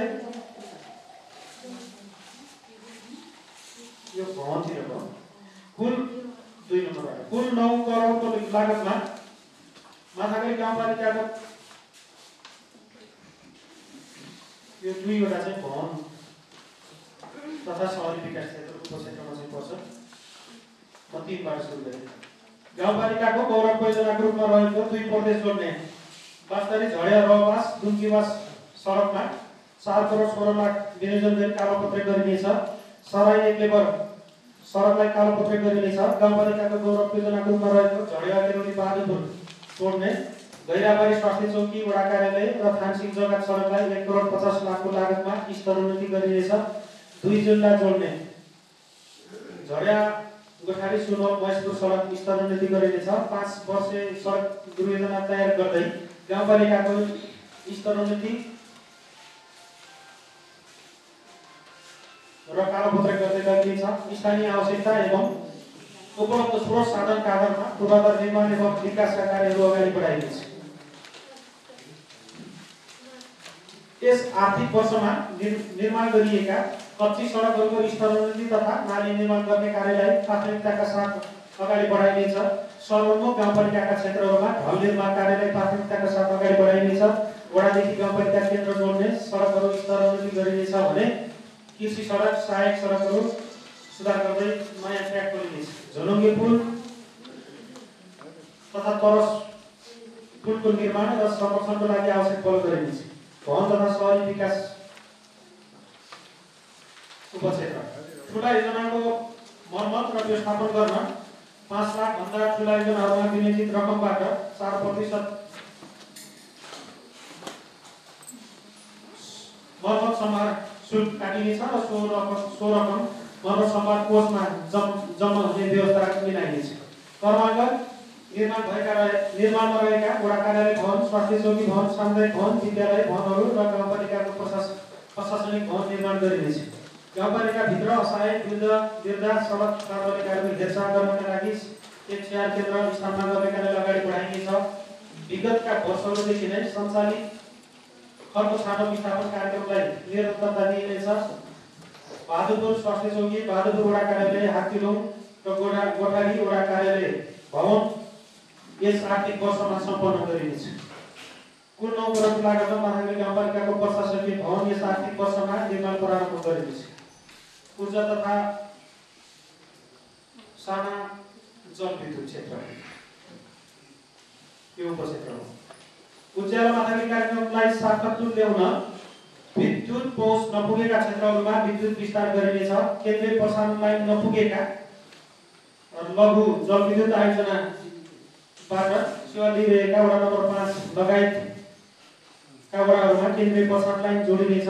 लघु जलविद्युत आयोजनाहरूलाई केन्द्रीय प्रसारण लाइनमा आबद्ध गराउनका लागि सङ्घीय सरकारसँग समन्वय तथा सहकार्य गरिनेछ। सहरोन्मुख गाउँपालिकाका क्षेत्रहरूमा सडक बत्तीको समुचित व्यवस्थापन हुने प्रबन्ध मिलाइनेछ। सौर ऊर्जाको प्रयोगलाई प्रबन्ध गरिनेछ। विद्युत प्रसारण लाइनमा रहेका काठका पोलहरूलाई प्राथमिकताका आधारमा स्थापित गर्दै लगिनेछ। सूचना तथा सञ्चार उपक्षेत्र निष्पक्ष यथार्थ र तथ्यपरक सूचना प्राप्त गर्ने नागरिकको नैसर्गिक अधिकारलाई सुनिश्चित गरिनेछ। सम्पूर्ण वडा कार्यालयहरूमा इन्टरनेट सेवा पुर्याइनेछ। सञ्चार नेटवर्क राम्रोसँग नजिक्ने वडा नम्बर 5 र 6 मा नेटवर्क तथा नेटवर्कको स्तरवृद्धि गर्न माथामा टावर स्थापनाको लागि निर्णायक पहल गरिनेछ। गाउँपालिकाका विभिन्न स्थानमा फ्री वाइफाई जोनको व्यवस्था गरिनेछ। राज्यको चौथाङ्गको रूपमा स्थापित पत्रकारहरूको व्यावसायिकता प्रबन्धन एवं क्षमता अभिवृद्धि गर्न विभिन्न कार्यक्रमहरू सञ्चालन गरिनेछ। गाउँपालिकाका गतिविधिहरू साथै समसामयिक लेख रचना समेटेर त्रैमासिक बुलेटिन प्रकाशन गरिनेछ। वातावरण तथा विपद व्यवस्थापन विकास क्षेत्र गाउँपालिकाको स्थानीय विपद तथा जलवायु उत्थानशील योजना निर्माण गरिएको छ। सोही अनुरूप गाउँपालिकाको विपद व्यवस्थापन सम्बन्धी योजनाहरू कार्यान्वयनमा ल्याइनेछ। विपद व्यवस्थापन कोषलाई थप व्यवस्थित बनाइनेछ। विपदमा परेका व्यक्तिहरूको राहत व पुनर्स्थापना कार्यका लागि अत्यावश्यक न्यूनतम पूर्वाधारहरूको व्यवस्थापनका लागि पहल गरिनेछ। विपद रोकथाम एवं न्यूनीकरणका लागि आवश्यक संयन्त्रहरूको विकास एवं व्यवस्थापन गरी विभिन्न कार्यक्रमको सञ्चालन गर्ने व्यवस्था मिलाइनेछ। कोभिड-19 र सबै प्रकारका विपदको रोकथाम, नियन्त्रण र व्यवस्थापनको लागि पूर्व तयारी, प्रतिकारी तथा पुनः लाभका कार्यक्रमहरू सञ्चालन गरिनेछ। गाउँपालिका क्षेत्रभित्र रहेका सामुदायिक वन, निजी वन, कम्युनिटी वनको प्रभावकारी नियमन तथा संरक्षण गरिनेछ। गाउँपालिका क्षेत्रभित्रका वन पैदावार एवं जडीबुटीहरूलाई आन्तरिक स्रोतको रूपमा प्रयोग गर्ने वातावरण सिर्जना गरिनेछ। पूर्वाधार निर्माण एवं विकासका कार्यहरू गर्दा वन वातावरणीय प्रभावलाई ध्यानमा राखी अगाडि बढाइनेछ। स्थानीय समुदायको सक्रियतामा एक टोल समाज योगदान कार्यक्रम लागू गरिनेछ। प्रत्येक महिनाको अन्तिम शनिबार प्रत्येक टोल समाजमा समुदायको अग्रसरतामा मेरो गाउँ सफा र सुन्दर ठाउँ भन्ने नारालाई मूर्त रूप दिन सरसफाइ कार्यक्रम सञ्चालन गरिनेछ।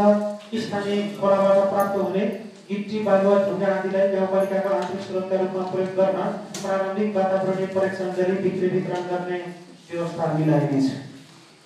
संस्थागत सेवा प्रवाह तथा सुशासन, मानव संसाधन, युवा रोजगार र रोजगारी। स्थानीय तहमा दर्ता भएका बेरोजगार व्यक्तिहरूलाई न्यूनतम रोजगारीको प्रतिनिधि गर्नका लागि कामका लागि पारिश्रमिक आधारित सामुदायिक आयोजना सञ्चालन गरी श्रममूलक आयोजना मार्फत समुदायको विकाससँगै सामाजिक संरक्षणको प्रतिनिधि गराइनेछ।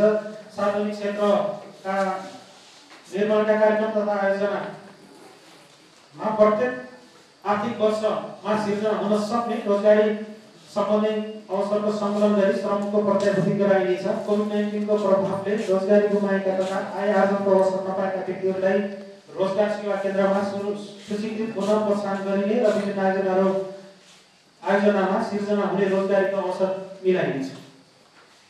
रोजगार सेवा केन्द्र सञ्चालन तथा व्यवस्थापन थप प्रभावकारी बनाइनेछ। युवा रोजगारीका लागि रूपान्तरण पहल आयोजना तथा कामका लागि पारिश्रमिकमा आधारित सामुदायिक आयोजना सञ्चालनलाई थप सशक्त बनाउने रूपमा कार्यान्वयन गरिनेछ। संस्थागत विकास, गाउँपालिकाको मध्यकालीन खर्च संरचना तयार गरिनेछ। गाउँपालिकाका सम्पूर्ण स्थायी करार तथा स्वयंसेवक, स्वास्थ्य कर्मचारी तथा शिक्षक र विद्यालयका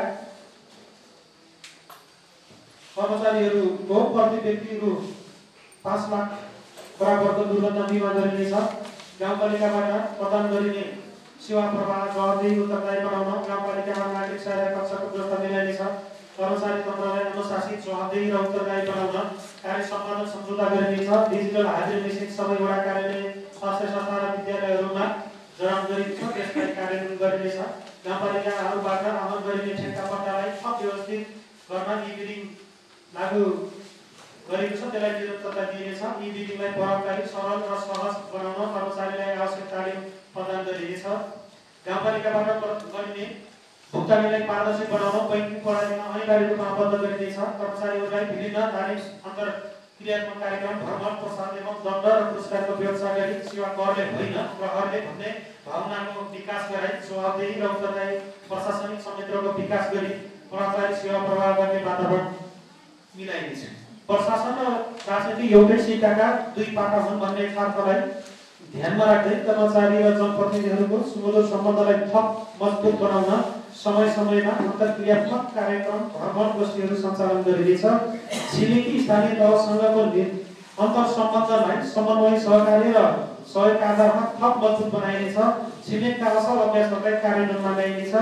सेवा प्रवाह तथा कार्यक्रम सञ्चालन एवं कार्यान्वयनका सम्बन्धमा रहेका नागरिकका गुनासोहरू सुनवाई गर्न जनप्रतिनिधि एवं कर्मचारीको प्रत्यक्ष सहभागिता सुनिश्चित हुने गरी जनतासँग नागरिक कार्यक्रमलाई निरन्तरता दिइनेछ।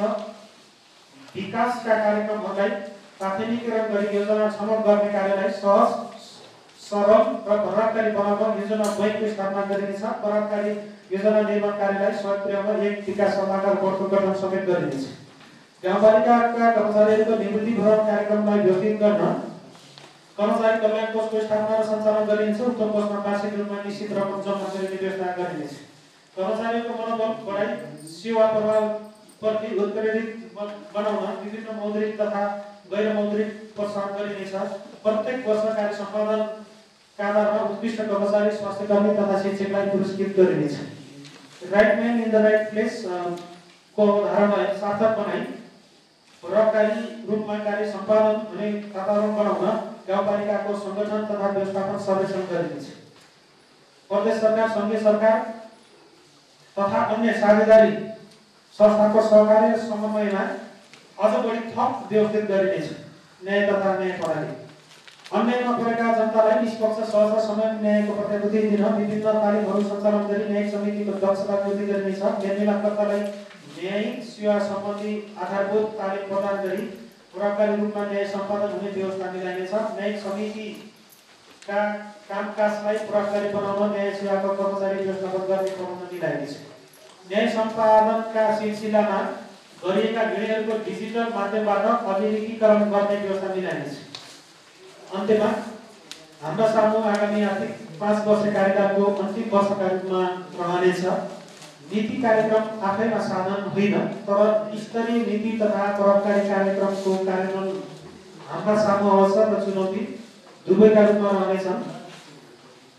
यसको प्रभावकारी कार्यान्वयन गर्न सकेमा मात्र यसले अपेक्षित नतिजा हासिल गर्ने कुरामा दुई मत छैन। त्यसैले यसको कार्यान्वयनमा लाग्न म सम्पूर्ण जनप्रतिनिधि साथीहरू र कर्मचारीहरूलाई हार्दिक आग्रह गर्दछु।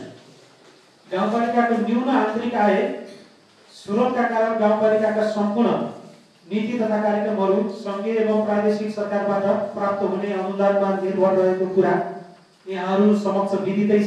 तथापि हामी सबै राजनीतिक दलका प्रतिनिधिहरू, राष्ट्र सेवकहरू, विकासका साझेदारहरू एवं स्थानीयवासी आमा बुवा दाजुभाइ तथा दिदीबहिनीहरूको संयुक्त प्रयासबाट उपलब्ध साधन स्रोतको उच्चतम प्रयोग गरी योजनाहरूको प्राथमिकीकरण गर्दै अगाडि बढ्न सकेमा मात्र हाम्रो नीति तथा कार्यक्रमले सार्थकता पाउने हुँदा यहाँहरू सबैको रचनात्मक तथा सकारात्मक सहयोग, समन्वय र सहकारीको लागि हार्दिक अपिल समेत गर्दछु। यो नीति तथा कार्यक्रम प्रस्तुत गर्न सहयोग गर्नुहुने आदरणीय गाउँपालिकाका उपाध्यक्षज्यू, प्रमुख प्रशासकीय अधिकारीज्यू, सम्पूर्ण जनप्रतिनिधि साथीहरू, सम्पूर्ण विषयगत शाखाका राष्ट्र सेवकहरू, विकासका साझेदारहरू, विकास प्रेमी सम्पूर्ण राजनीतिक दलका प्रतिनिधि साथीहरू, पत्रकार मित्रहरू एवं माथापेवासीलाई हार्दिक धन्यवाद दिन चाहन्छु। धन्यवाद। जय नेपाल, जय माता। जिज्ञासा नआएको खण्डमा र आएको खण्डमा संशोधन गर्दै नआएको खण्डमा यस नीति तथा कार्यक्रमलाई पारित गरिदिनु हुन हार्दिक अनुरोध गर्दछु।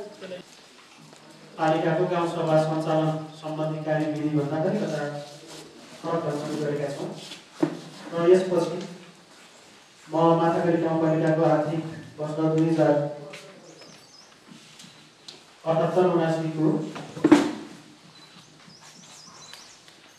वार्षिक बजेट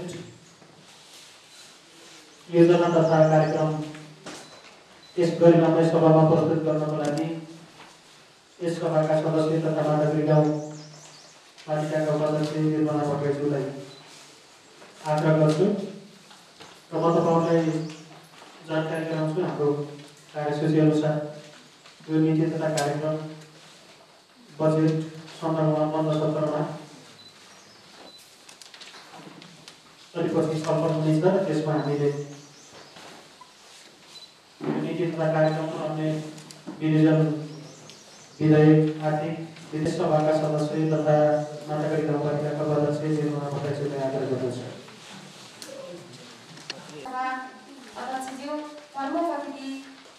प्रमुख अतिथिज्यू एवं सम्पूर्ण अतिथिज्यूहरू, सङ्घीय लोकतन्त्र गणतन्त्र नेपालको संविधान 2072 को मूल मर्म र भावना बमोजिम सङ्घीय शासकीयहरूप्रति हार्दिक श्रद्धाञ्जली अर्पण गर्न चाहन्छु। हाम्रो गाउँपालिकाको विकासमा अवरत र खटिरहनुहुने सम्पूर्ण जनप्रतिनिधिहरू, सम्पूर्ण राजनीतिक दलका प्रतिनिधिहरू, समाजसेवी, बुद्धिजीवीहरू, राष्ट्र सेवकहरू, पत्रकारहरू एवं सम्पूर्ण माथागढीवासी आमा बुवा दाजुभाइ तथा दिदीबहिनीहरूलाई हार्दिक एवं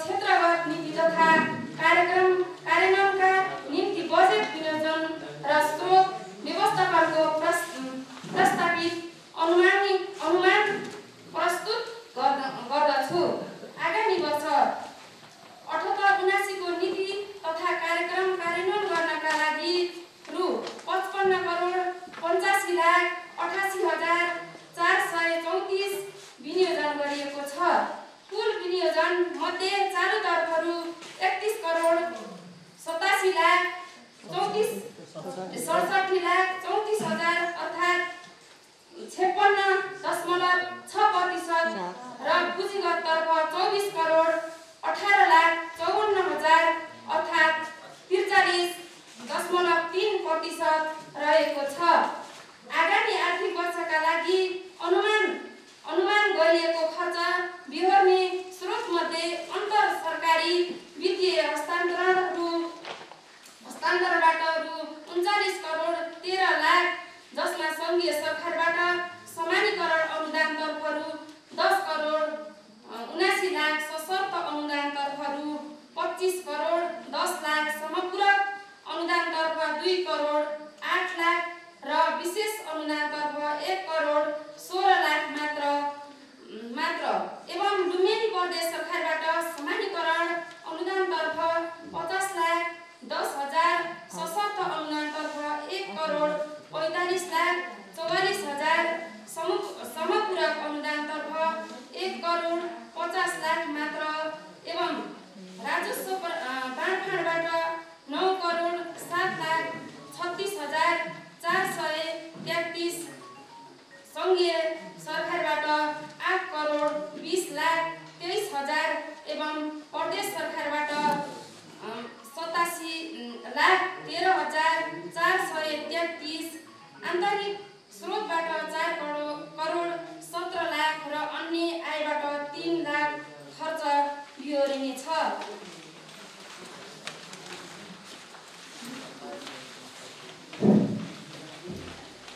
अब म माथागढी गाउँपालिका पाल्पाको आगामी वर्ष 2078-79 को अनुमानित आम्दानी विवरण प्रस्तुत गर्ने अनुमति चाहन्छु।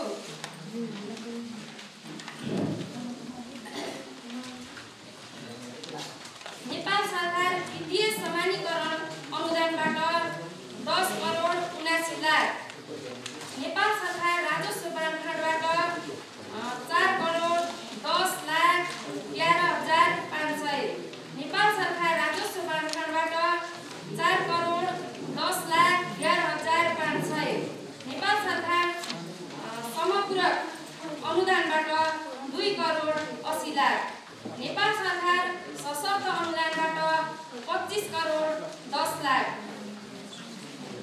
नेपाल प्रदेश सरकार राजस्व बाँडफाँडबाट 11,00,000, प्रदेश सरकार राजस्व बाँडफाँडबाट सवारी करबाट 76,13,433 रुपियाँ 20 पैसा, प्रदेश सरकार वित्तीय समानीकरण अनुदानबाट 50,80,000, प्रदेश सरकार समपूरक अनुदानबाट 1,50,00,000, प्रदेश सरकार सशर्त अनुदानबाट 1,20,00,000, आन्तरिक आयबाट 1,20,00,000 रुपियाँ र अघिल्लोबाट हामीले मौजदा अन्य भनेर अनुमानित गरेका थियौँ 3,80 पैसा गरी जम्मा हाम्रो आयतर्फ अनुमानित थियो 55,85,88,434 मात्र। माथागढी गाउँपालिका पाल्पाको आगामी वर्ष 2078-79 को अनुमानित व्यय रकममा नेपाल सरकार सशर्तबाट 25,10,00,000, प्रदेश सरकार सशर्तबाट 1,45,44,000, ओडागत कार्यक्रमबाट 55,44,00,000, पालिकागत कार्यक्रम योजना खर्च 23,86,44,434 रुपियाँ जम्मा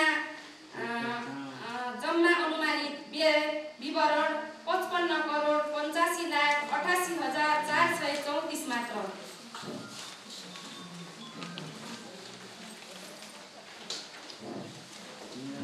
आन्तरिक स्रोत तर्फको आय अनुमान शीर्षक प्रस्तावित आय एकीकृत सम्पत्ति करबाट 10,00,000, भूमि मार्गको करबाट 50,00,000, घर पाल करबाट 4,10,10,000 बाल बिरौटी करबाट 10,000 सवारी साधन करबाट 1 करोड सरकारी सम्पत्ति बिक्रीबाट 10,000 परीक्षा शुल्कबाट 1 लाख अन्य प्रशासनिक सेवा शुल्कबाट 1,50,000 नक्सा पास दस्तुरबाट 50,000 सिफारिस दस्तुरबाट 1 करोड व्यक्तिगत घटना दर्ता दस्तुरबाट 30,000 व्यावसायिक रजिस्ट्रेसन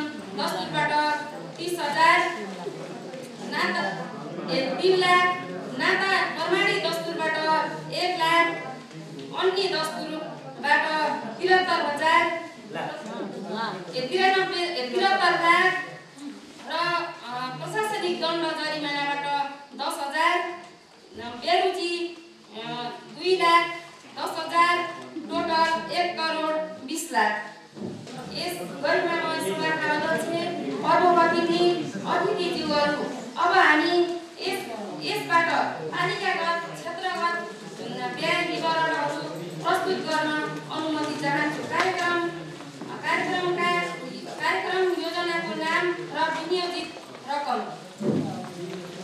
कार्यक्रम सञ्चालन सम्बन्धी खर्च विवरण गाउँपालिकाबाट र मैले रकम र शीर्षक मात्रै भन्छु। दैनिक भ्रमण भत्ता 12 लाख विनियोजन गरिएको छ। नगर प्रहरी पारिश्रमिक चाडपर्व खर्च पोसाक तथा सुविधा खर्च बनेर 10 लाख विनियोजन गरिएको छ। एम्बुलेन्स चालकको पारिश्रमिक तथा व्यवस्थापन खर्च 4,56,000 विनियोजन गरिएको छ। एम्बुलेन्स व्यवस्थापन खर्च 5 लाख विनियोजन गरिएको छ। विविध खर्च बनेर 10 लाख विनियोजन गरिएको छ। फर्निचर तथा फिक्चर खर्च बनेर 10 लाख विनियोजन गरिएको छ। मेसिनरी औजार 10 लाख विनियोजन गरिएको छ। पानी तथा बिजुली 2 लाख, सञ्चार महसुल 2,50,000, इन्धन कार्यालय प्रयोजनका लागि 7 लाख, सवारी साधन मर्मतका लागि 8 लाख, बिमा तथा नवीकरणको लागि 5 लाख, मसबन्द तथा कार्यालय सामग्रीको लागि 18 लाख, पत्र पत्रिका छपाई विज्ञान तथा सूचना प्रकाशनको लागि 12 लाख, विविध कार्यक्रम खर्चको लागि 8 लाख, स्थानीय भत्ता 3 लाख,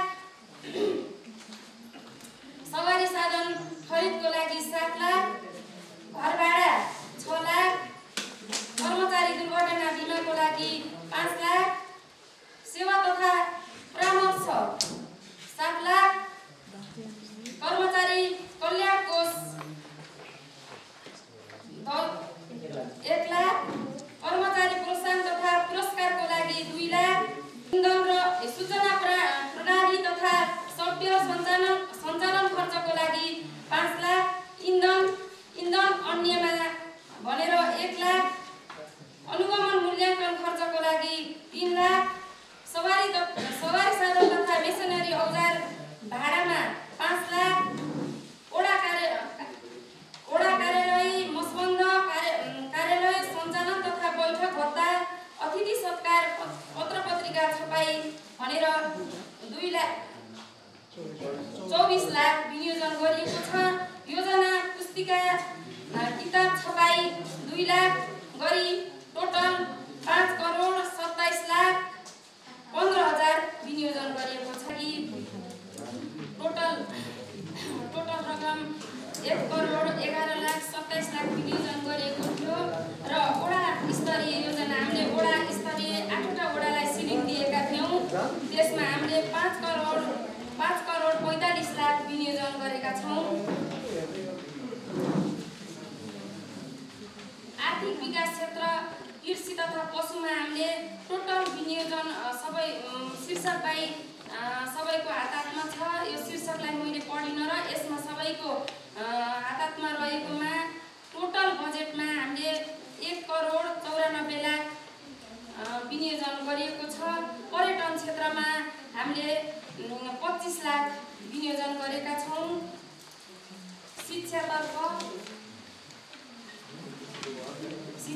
हामीले 1,66,00,000 विनियोजन गरेका छौँ र स्वास्थ्यतर्फ हामीले 1,65,08,000 विनियोजन गरेका छौँ। सामाजिक विकास क्षेत्र स्वास्थ्यमा हामीले 1 करोड विनियोजन गरेका छौँ। खानेपानी तथा सरसफाइमा हामीले 20 लाख विनियोजन गरेका छौँ।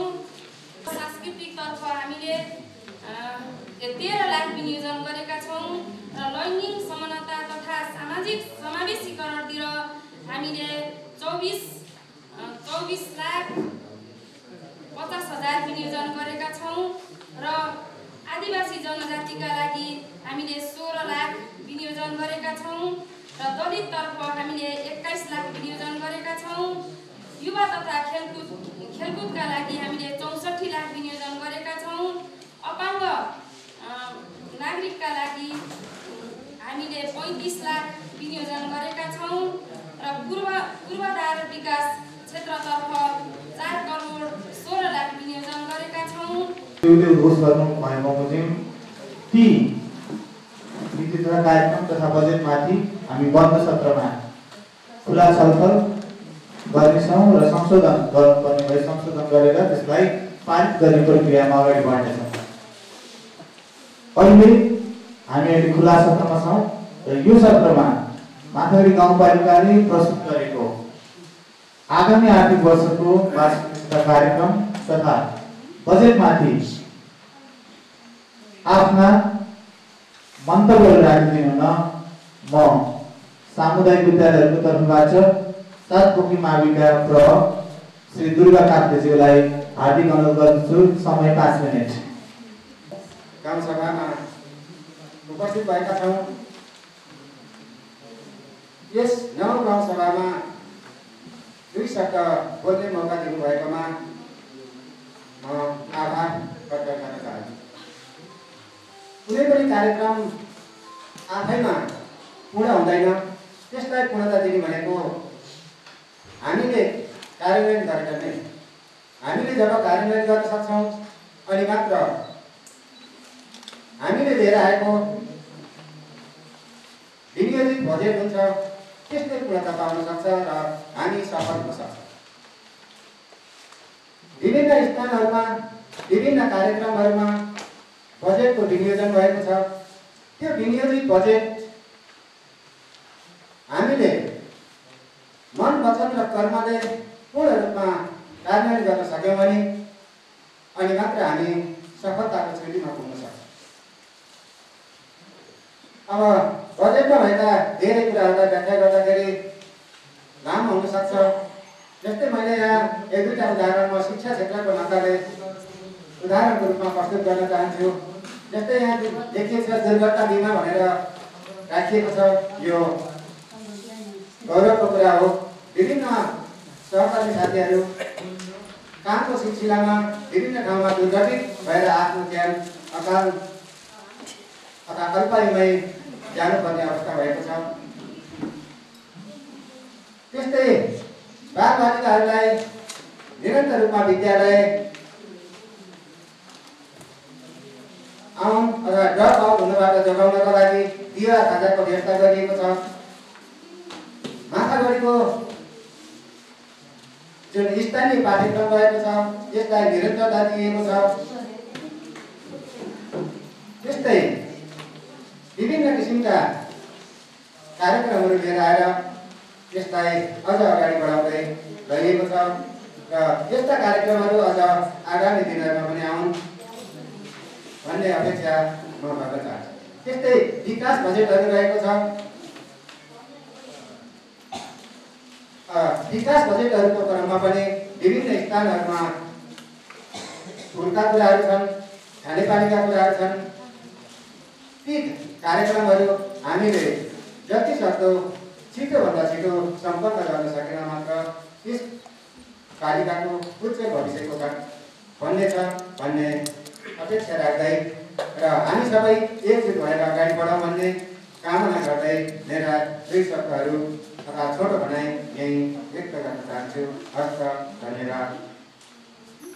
बजेट अथवा यो गाउँपालिकाको यो योजना कार्यक्रममा सहभागी भएर यस्ता योजनाहरू सुन्न पाउँदा मैले अत्यन्तै हर्ष महसुस गरेको छु। यो गरिमामय कार्यक्रमका अध्यक्षज्यू, विशिष्ट अतिथिज्यू र उपस्थित सम्पूर्ण जनप्रतिनिधिज्यूहरू र विभिन्न संस्थाबाट उपस्थित हुनुभएका आदरणीय व्यक्तित्वहरू, यहाँहरू सम्पूर्णमा मेरो हार्दिक नमस्कार छ। मातागढी गाउँपालिकालाई पछिल्लो चरणमा पछिल्ला 2-3 वर्षहरूमा हेर्दा, सञ्चारका माध्यमहरूमा हेर्दा अथवा मातागढी गाउँपालिकाले गरेका विभिन्न विकास निर्माणका कामहरू हेर्दा मातागढी गाउँपालिका पाल्पा जिल्लाका अन्य गाउँपालिकाको तुलनामा अग्र स्थानमा रहेको महसुस मैले व्यक्तिगत रूपमा गरेको छु। र मातागढी गाउँपालिकाले जुन योजनाहरू आज यहाँ प्रस्तुत गर्नुभएको छ, यो मातागढी गाउँपालिकाको टिमले सम्पूर्ण वडाका प्रतिनिधिज्यूहरूले बुद्धिजीवीहरूले जहाँबाट यो योजनाहरू सङ्कलन गरिएका छन्, यिनी अत्यन्तै उत्कृष्ट छन्। निश्चित बजेटमा सबै कामहरू गर्नुपर्ने र सबैको चित्त बुझाउन पर्ने हुँदा सबैलाई एकै हिसाबले लग्न अप्ठ्यारो नै हुन्छ। र संस्थागत विद्यालयको तर्फबाट मैले यहाँ बोल्ने अवसर पाउँदा शिक्षाको कुरालाई विशेष महत्त्वका रूपमा राखेको छु र अन्य पर्यटन, स्वास्थ्य, कृषि उपज, पशु पालन र कृषकहरूलाई प्रोत्साहन, ज्येष्ठ नागरिकलाई प्रोत्साहन, दलितलाई, अपाङ्गलाई सारा कुराहरू समेट्नु भएको छ। यसले गर्दा यो बजेट आफैमा अत्यन्तै महत्त्वपूर्ण छ भन्ने मलाई लागेको छ।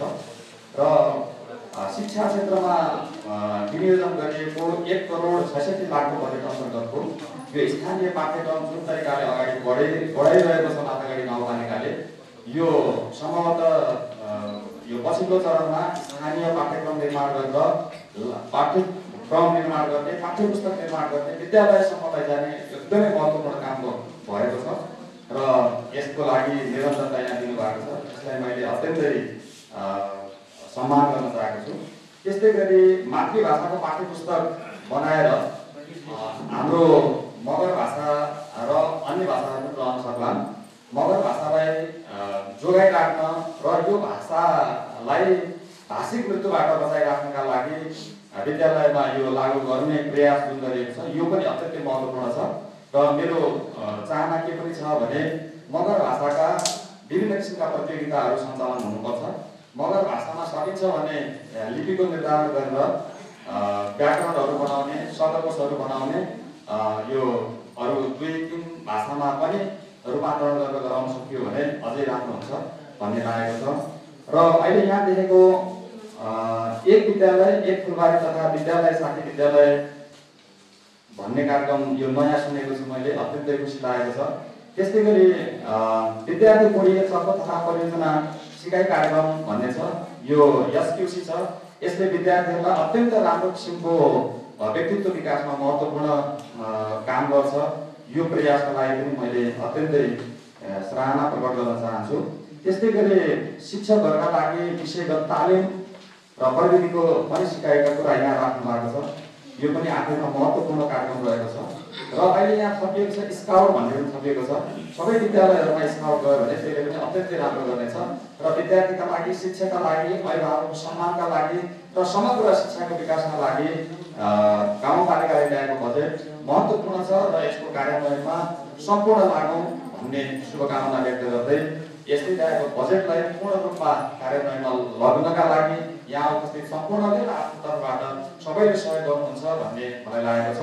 र मातागढी गाउँपालिकाभित्र रहेका 4वटा संस्थागत विद्यालयको तर्फबाट गाउँपालिकाको बजेटको सफल कार्यान्वयनको शुभकामना व्यक्त गर्दै आफ्नो भनाइ अन्त्य गर्छु। धन्यवाद। बनाएर राखिदिनु न पत्रकार महासङ्घका उपाध्यक्ष श्री भरत शर्माज्यूलाई म हार्दिक अनुरोध गर्छु।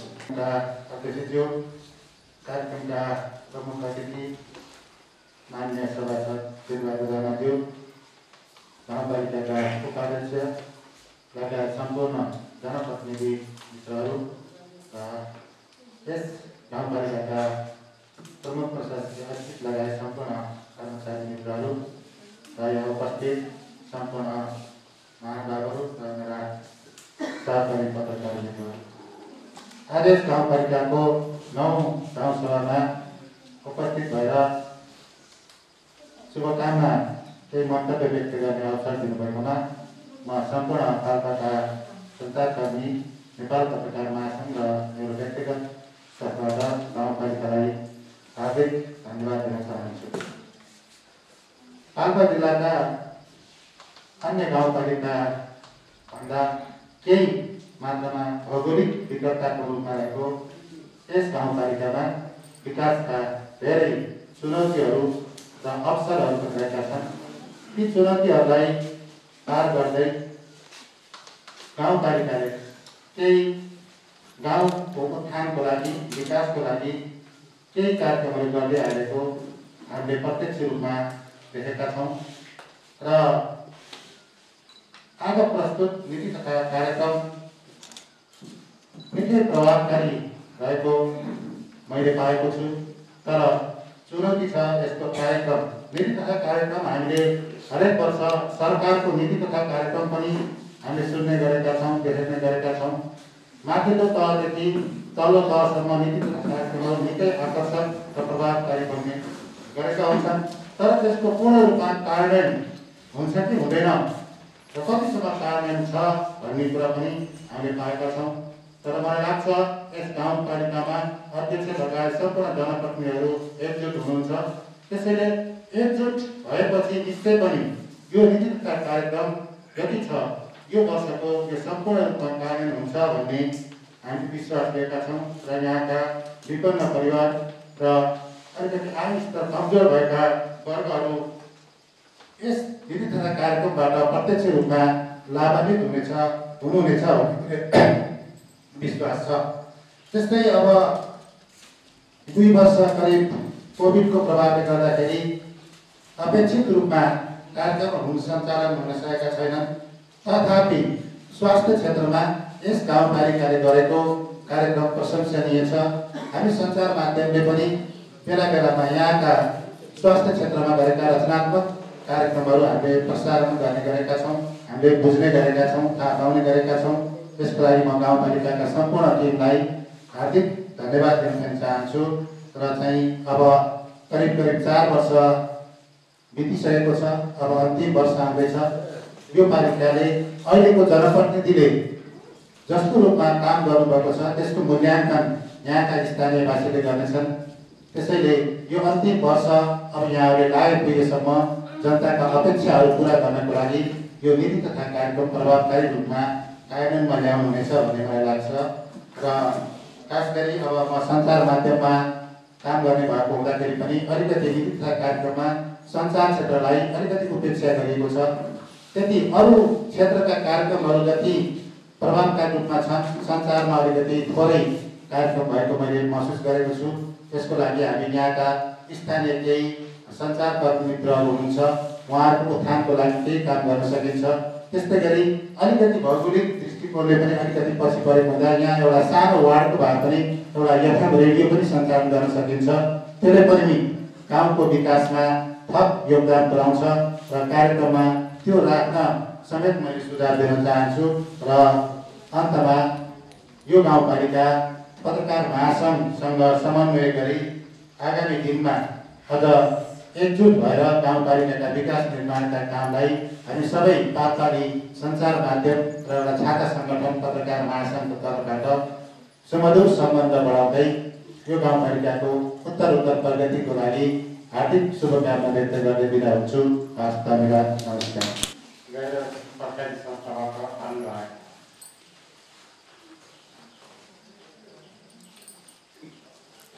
अध्यक्षज्यू, स्कुलका प्रहरीज्यू, सुरक्षाकर्मीज्यू र यसै गाउँपालिकाका सम्पूर्ण कर्मचारी मित्रहरू साथै पाल्पा जिल्लाबाट पानी पहिरो खोला नाला परेर यस गाउँपालिका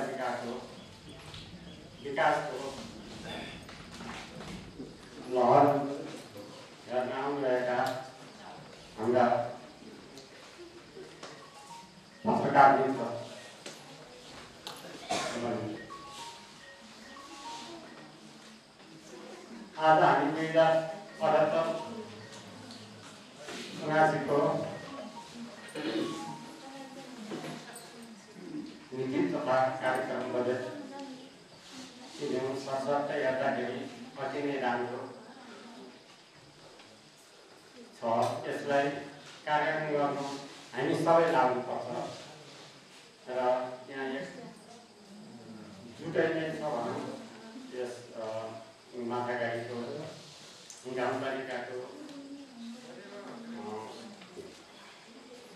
हाम्रो नेपाल अधिराज्यमा सायद कमै होला यस्तो जनप्रतिनिधि भएको गाउँपालिका। त्यसैले उहाँहरूले यस सम्बन्धी विकासको लहर नेपाल अधिराज्यमा पहिलो नै देखाउनुपर्छ। हामी लाखौँमा नभए पनि हजारौँमा एक हुने हिम्मत राख्नुपर्छ गर्न चाहन्छु। समय 5 मिनट। आजको यस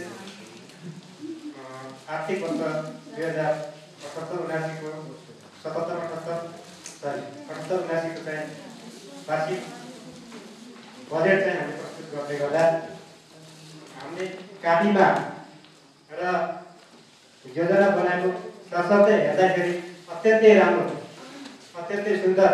यति काम हुने भने हाम्रा हरेक व्यक्तिले, हरेक पछाडि परेको मान्छेहरूले चाहिँ सबैले सुविधा पाउला जस्तो जस्तो देखिन्छ। त्यो कुरा चाहिँ व्यवहारमा हामीले उतार्न सकिन्छ कि सकिन्न भन्ने प्रमुख कुरा हो। हामीले जसरी कापीमा योजनाहरू बनाउँछौँ त्यो कुरालाई चाहिँ प्राथमिकतामा राखेर अगाडि बढाउन सकिन्छ कि सकिन्न, त्यसमा हामी बढी लाग्नुपर्ने मेरो महसुस अथवा मैले देखेको कुरा। अनि जति पनि हामी टोल क्षेत्र अथवा गाउँको कुनाबाट अथवा प्रतिनिधिको रूपमा यहाँ उपस्थित भएका छौँ, सबैजनाले वार्षिक प्रतिवेदन र आगामी आउने वार्षिक बजेटको कुराहरू चाहिँ सबैको हात हातमा परेको छ। कुन ठाउँमा कति बजेट परेको छ भन्ने कुरा सबै प्रतिनिधिहरूले चाहिँ छान्नुपर्ने र बुझ्नुपर्ने हुन्छ। त्यो काम भयो कि भएन भन्ने कुरा सबै कुरा यहाँबाट मात्रै हेरेर सकिने कुरा होइन। त्यो कुरा चाहिँ प्रत्येक 8वटै वडाका वडा सदस्यदेखि वडा अध्यक्षहरू र अरू सदस्यहरूसँग राम्रोसँग जान्न र बुझ्न, अनि त्यो काम भयो कि भएन भन्ने कुरा मूल्याङ्कन गर्ने काम र काम गर्ने कुरा पनि तपाईँ हाम्रो जिम्मेवारी हो। ज्यूलाई म हार्दिक अनुरोध गर्छु। समय 5 मिनट। माथागाडी गाउँसभाको नीति तथा कार्यक्रम बजेट प्रस्तुत कार्यक्रममा हामी संलग्न भइरहेका छौँ। यो कार्यक्रममा जति सुन्यौँ हामीले त्यो अति नै काट्नै नहुने कुराका बजेटहरू बजेट समिति कार्यक्रमहरू प्रस्तुत भइरहेको छ। त्यसमा अति खुसी लागेको छ। त्यसको कार्यान्वयनको लागि म शुभकामना दिन चाहन्छु। साथै गत वर्ष मैले एउटा सुझाव दिएको थिएँ, जिउ बैङ्कको त्यसलाई समेटिएको रहेछ। त्यसमा पनि म व्यक्त गर्न चाहन्छु। सबभन्दा माथागाडीको योजना तर्जुमाको कार्यक्रम अति नै राम्रो छ। यहाँ चाहिँ 10-11 टोल छ। टोलमा जनप्रतिनिधि गएर उपभोक्ताहरूसँग बसेर मुख्य योजनाहरू के आवश्यक छ बढी त्यो छनौट गरेर प्रस्तुत हुने भएकोले यहाँ झगडा पनि कम भएको म महसुस गर्दछु। साथै यस गाउँसभाले गरेका कामहरूको पुनः सफलता पनि कामना गर्छ र यो कोभिड-19 को अवस्थामा धेरै चुनौतीहरू भयो। एकलौटी काङ्ग्रेसले जितेको काम हो। त्यसमा उहाँहरूलाई चुनौती पनि छ, ठुलो अवसर छ। त्यसका लागि लास्ट वर्ष अब 5 वर्षको राष्ट्रिय हो यो बजेटहरू मार्फतको पनि यसले तपाईँहरूले पारदर्शी रूपले आफ्नो विकासका कामहरू पनि गर्नुहोला भन्ने मैले अनुरोध गर्दछु। गाउँसभामा पहिलोपल्ट सहभागी भएर आफ्ना यो नगरपालिकाको नीतिका कार्यक्रमको बारेमा बोल्न पाउँदा म आफैलाई खुसी लागेको छ। यस गाउँपालिकाले आर्थिक वर्ष 78-79 को लागि ल्याएका नीति तथा कार्यक्रमहरू समग्रमा सन्तोष लाग्ने छ। सबै कार्यक्रमहरू सफलतापूर्वक सम्पन्न भयो भने यो गाउँपालिकाले विकास निर्माणमा कुनै फड्को पार्नेछ। आशा छ सम्पूर्ण कार्यक्रमहरूले सफलतापूर्वक सफलता हासिल गर्नु अनि आएर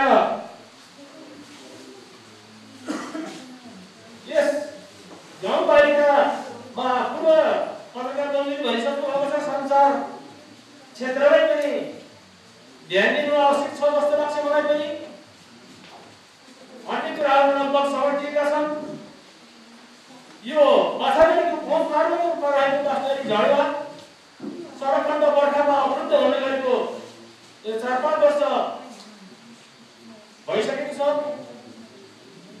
यसलाई वर्षा हेर्न पनि अवरुद्ध हुन नदिनको लागि यस गाउँपालिकाले के कस्तो भूमिका खेल्नु पर्ने, कसरी कार्यक्रम अगाडि लानु पर्ने त्यसमा पनि ध्यान दियोस्। मैले पूर्णमा त्यहाँ हेर्न भ्याइनँ कि अब त्यसको बारेमा प्रस्तुत गरिएको माथागढी गाउँपालिकाको आर्थिक वर्ष 78-79 को वार्षिक बजेट योजना तथा कार्यक्रम माथि संक्षिप्त टिप्पणी सहित मन्तव्य दिँदै हुन आजका प्रमुख अतिथि एवं लुम्बिनी प्रदेशका प्रदेश सभासद माननीय वीरबहादुर राणाज्यूलाई म मञ्चमा हार्दिक आमन्त्रण गर्न चाहन्छु। माननीय वीरबहादुर राणाज्यू। पाल्नुभएका विभिन्न राजनीतिक दलका सहकर्मी मित्रहरू र निर्वाचित साथीहरू र पत्रकार म सर्वप्रथम त हामीले यो गाउँ सभा सञ्चालन गरिरहँदा म आजको दिन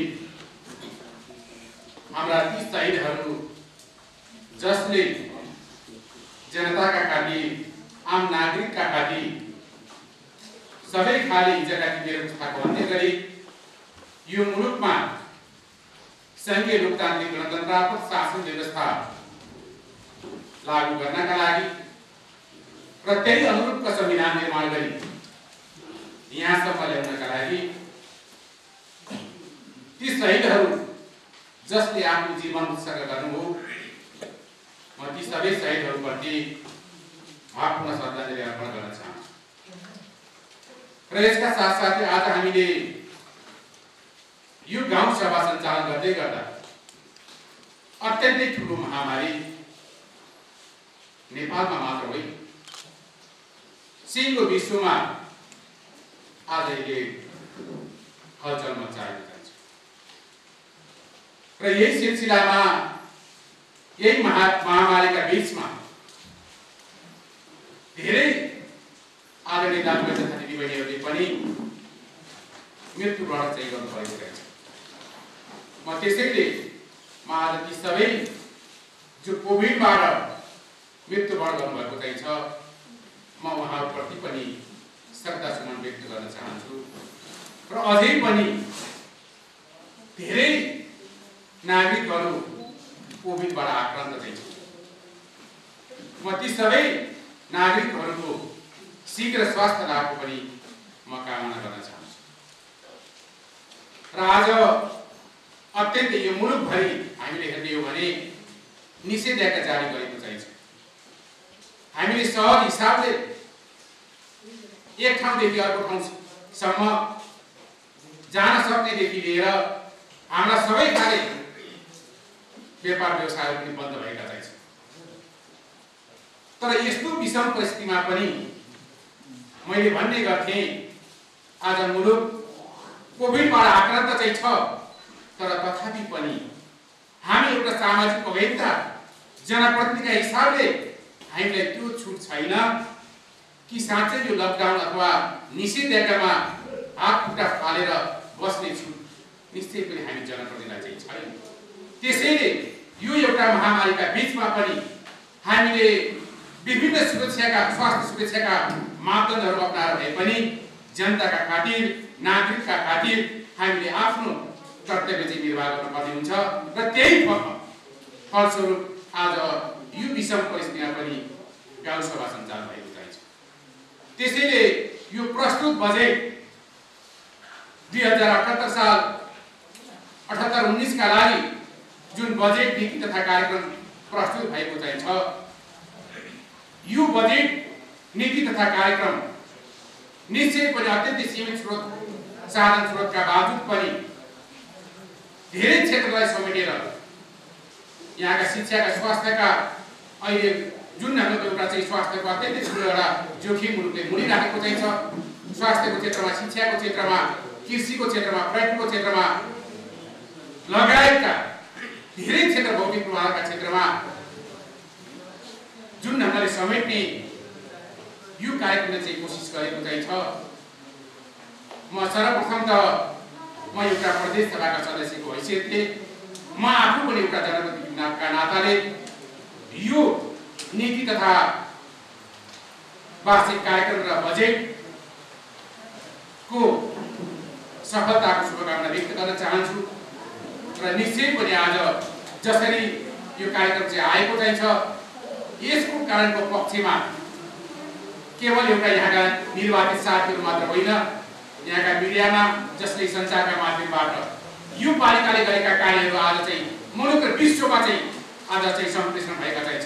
यसका साथसाथै यहाँका सबै राज्य सहयोगी साथीहरू, यहाँका सबै सामाजिक संस्था हामी सबै लाग्यौँ भने निश्चय पनि आज जसरी अत्यन्तै ठुलो सोचका साथ, फराकिला मनका साथ, अत्यन्तै न्यून बजेटका बावजुद पनि धेरै क्षेत्रलाई समेट्ने गरी जो कार्यक्रम चाहिँ आएको चाहिँ छ, म यसको पूर्ण सफलताको शुभकामना व्यक्त गर्न चाहन्छु।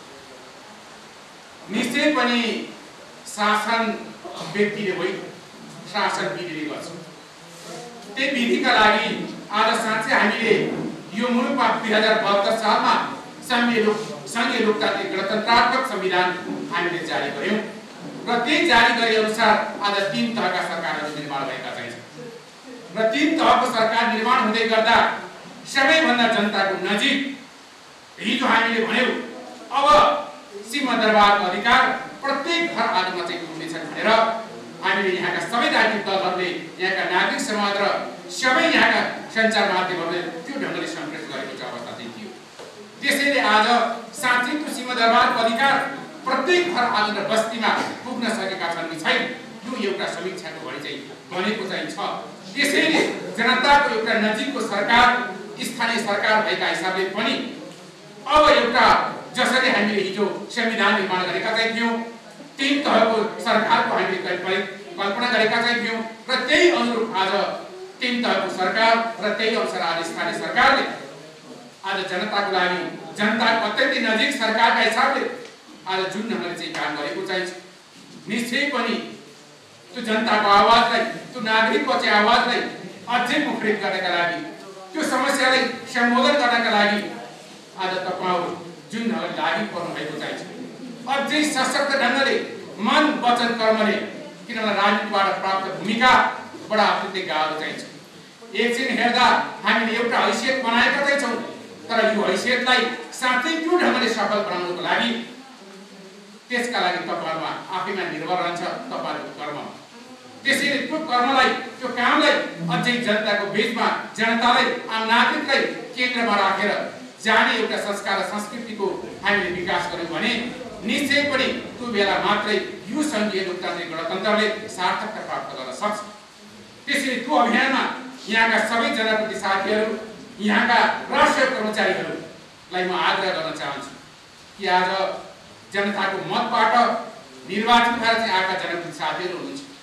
अर्कोतर्फ विभिन्न प्रक्रिया पूरा गरेर आफूले राष्ट्रियको बिल्ला भिलेर आज चाहिँ जनताको पक्षमा काम गर्नका लागि चाहिँ आउनुभएका दुईवटा कम्पोनेन्टहरू आज हामी गाउँपालिकामा देखिरहेका छौँ। त्यसैले यो दुईवटा कम्पोनेन्टहरूले साँच्चै हामीले जनताका लागि, जनताको बीचमा जनताको भावना अनुसार हामीले कसरी काम गर्न नसकेका छौँ कि छैन अहिले पनि मैले देख्दै गरेको चाहिँ जनताका जनप्रतिनिधिहरू एकातिर चाहिँ छन्, राष्ट्रिय कर्मचारी चाहिँ अर्कोतिर रहेको चाहिँ छ। साँच्चै ती सेवाग्राहीहरूले त्यो ढङ्गले सेवा प्राप्त गर्न सकेका छन् कि छैन मैले त भन्ने गरेको चाहिँ विकास एउटा सिस्टमले हुन्छ, समयअनुसार चाहिँ विकासका भौतिक पूर्वाधार र संरचनाहरू चाहिँ निर्माण हुँदै जान्छ। तर पहिलो कुरा त साँच्चै ती आम नागरिकले यो संघीय लोकतान्त्रिक गणतन्त्रात्मक शासन व्यवस्थामा सहज ढङ्गले सेवा प्राप्त गर्न सकेका छन् कि छैन मुख्य कुरा र मूल कुरा त्यहाँले रहेको छ। अहिले पनि मैले यदाकदा देख्दै गरेको चाहिँ हामी हरेक कार्यालयमा चाहिँ जाँदै गर्दा कता कता चाहिँ तपाईँको चाहिँ फाइलहरू चाहिँ पल्टाउने, टाउको गन्याउने अनि त्यसपछि आज चाहिँ वास्तवमा चाहिँ स्पष्ट एउटा चाहिँ के छ भन्दाखेरि चाहिँ तपाईँको चाहिँ सल्लाह नदिने र धेरै समयसम्म तपाईँको चाहिँ त्यो कार्यालय चाहिँ ढाउनु पर्ने अझै पनि मैले देखिरहेको चाहिँ छु। मैले त भन्ने गरेको चाहिँ यहाँका जिल्ला प्रशासनदेखि लिएर चाहिँ यहाँका जति पनि वास्तवमा चाहिँ कार्यहरू चाहिँ रहेका चाहिँ छन् अब हामी फरक ढङ्गले चाहिँ जान सकेनौँ भने अहिले पनि हामी देख्छौँ राष्ट्रिय कर्मचारी हेर्ने दृष्टिकोण, यहाँका जनप्रतिनिधि अथवा नेतालाई हेर्ने दृष्टिकोण हेर्नु त के छ? हामीले अब हेक्का राख्नुपर्ने कि नपर्ने? आज कता कता हामीले पद्धति परिवर्तन गर्यौँ। आज हिजोको यो मुलुकमा सबै खाले पुस्ताको अन्त्य गर्यौँ, त्यो हिजोका एकात्मक राज्य व्यवस्थाको अन्त्य गर्यौँ। आज यो मुलुकमा एकात्मक राज्य व्यवस्थाको अन्त्य सँगसँगै आज मुलुक संघीय संघात्मक राज्य व्यवस्थामा चाहिँ गएको चाहिँ एक दलीय व्यवस्थाको अन्त्य गर्यौँ। आज बहुमतमा आधारित बहुदलीय चाहिँ व्यवस्था आज चाहिँ संसदीय व्यवस्था आएको चाहिँ आज यो व्यवस्था आज पद्धति परिवर्तन हुँदै गर्दा हिजोका ती सामन्तवादी सोच र चिन्तनहरूलाई चाहिँ हामीले परास्त गरौँ भनेर भन्दै गर्दा हिजोका सबै खाले चाहिँ ती व्यवहार प्रवृत्तिहरू चाहिँ अन्त्य गरेर भनेर भन्दै गर्दा हिजोका शासकहरूले चाहिँ जुन ढङ्गको चाहिँ शैलीहरू चाहिँ देखाएका चाहिँ थिए आज त्यसलाई हामीले अन्त्य गऱ्यौँ भनेर भन्दै गर्दा आज साँच्चै यो संघीय लोकतान्त्रिक गणतन्त्रात्मक शासन व्यवस्थामा आज पद्धति सँगसँगै हाम्रा प्रवृत्ति परिवर्तन हुन सकेका छन् कि छैन महत्त्वपूर्ण विषय यहाँ रहेको चाहिँ छ। तर मैले देख्दै गरेको चाहन्छु यद्यपि अझै पनि पद्धति परिवर्तन भएका चाहिँ छन् तर हाम्रा काम गर्ने शैली र प्रवृत्तिहरू चाहिँ परिवर्तन हुन सकेनन्, जसका कारणले गर्दा यो संघीय लोकतान्त्रिक गणतन्त्रले सार्थकता प्राप्त गर्न सकेको चाहिँ छैन। त्यसैले पनि अहिले यदाकदा चाहिँ तपाईँको चाहिँ यो पद्धतिमाथि चुनौती आएको चाहिँ छ। पद्धतिमाथि चाहिँ आज जनताको वितृष्णा जागेको त होइन भन्ने आशंकाहरू चाहिँ आज चाहिँ उब्जिन लागेका चाहिँ छन्। एक खाले एउटा बहसहरू चाहिँ आएका चाहिँ छन्। त्यसैले म विनम्रताका साथ म के अनुरोध गर्न चाहन्छु भने पद्धति आफैमा गलत छैन, व्यवस्था आफैमा गलत छैन। यदि गलत छ भने त्यो व्यवस्था हाँक्ने व्यक्ति विशेषका प्रवृत्तिहरू चाहिँ गलत हुन सक्छन्।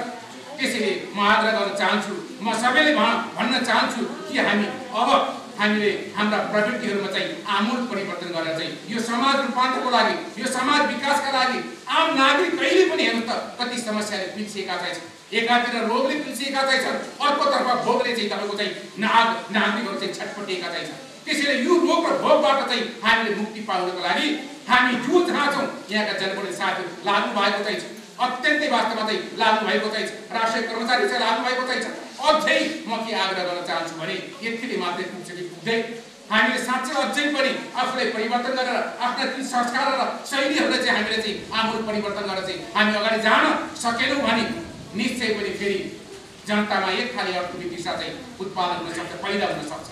त्यसैले पनि आज जसरी चाहिँ यो सभा सञ्चालन भएको चाहिँ यसले धेरै क्षेत्रमा चाहिँ समेट्ने कोसिस गरेको चाहिँ आज हामीले संघीयताको कुरा गर्ने हामी देखिरहेका छौँ। अहिले पनि व्यक्ति विशेषका प्रवृत्तिहरू जो राजनीतिबाट प्राप्त भूमिकामा त्यहाँ पुगिसकेपछि विधि विधानलाई पनि कुल्चिने स्वेच्छाचारी ढङ्गले चाहिँ आज चाहिँ मुलुकलाई चलाउन खोज्ने, त्यसैले यस्तो किसिमको प्रवृत्ति हो भने यस्ता खाली प्रवृत्ति आज मुलुकमा देखा पर्यो भने निश्चय पनि के छ भन्दाखेरि आज पद्धति नै खराब भयो भन्ने किसिमको आज चाहिँ आशंका आज जनमानसमा चाहिँ परेको चाहिँ छ।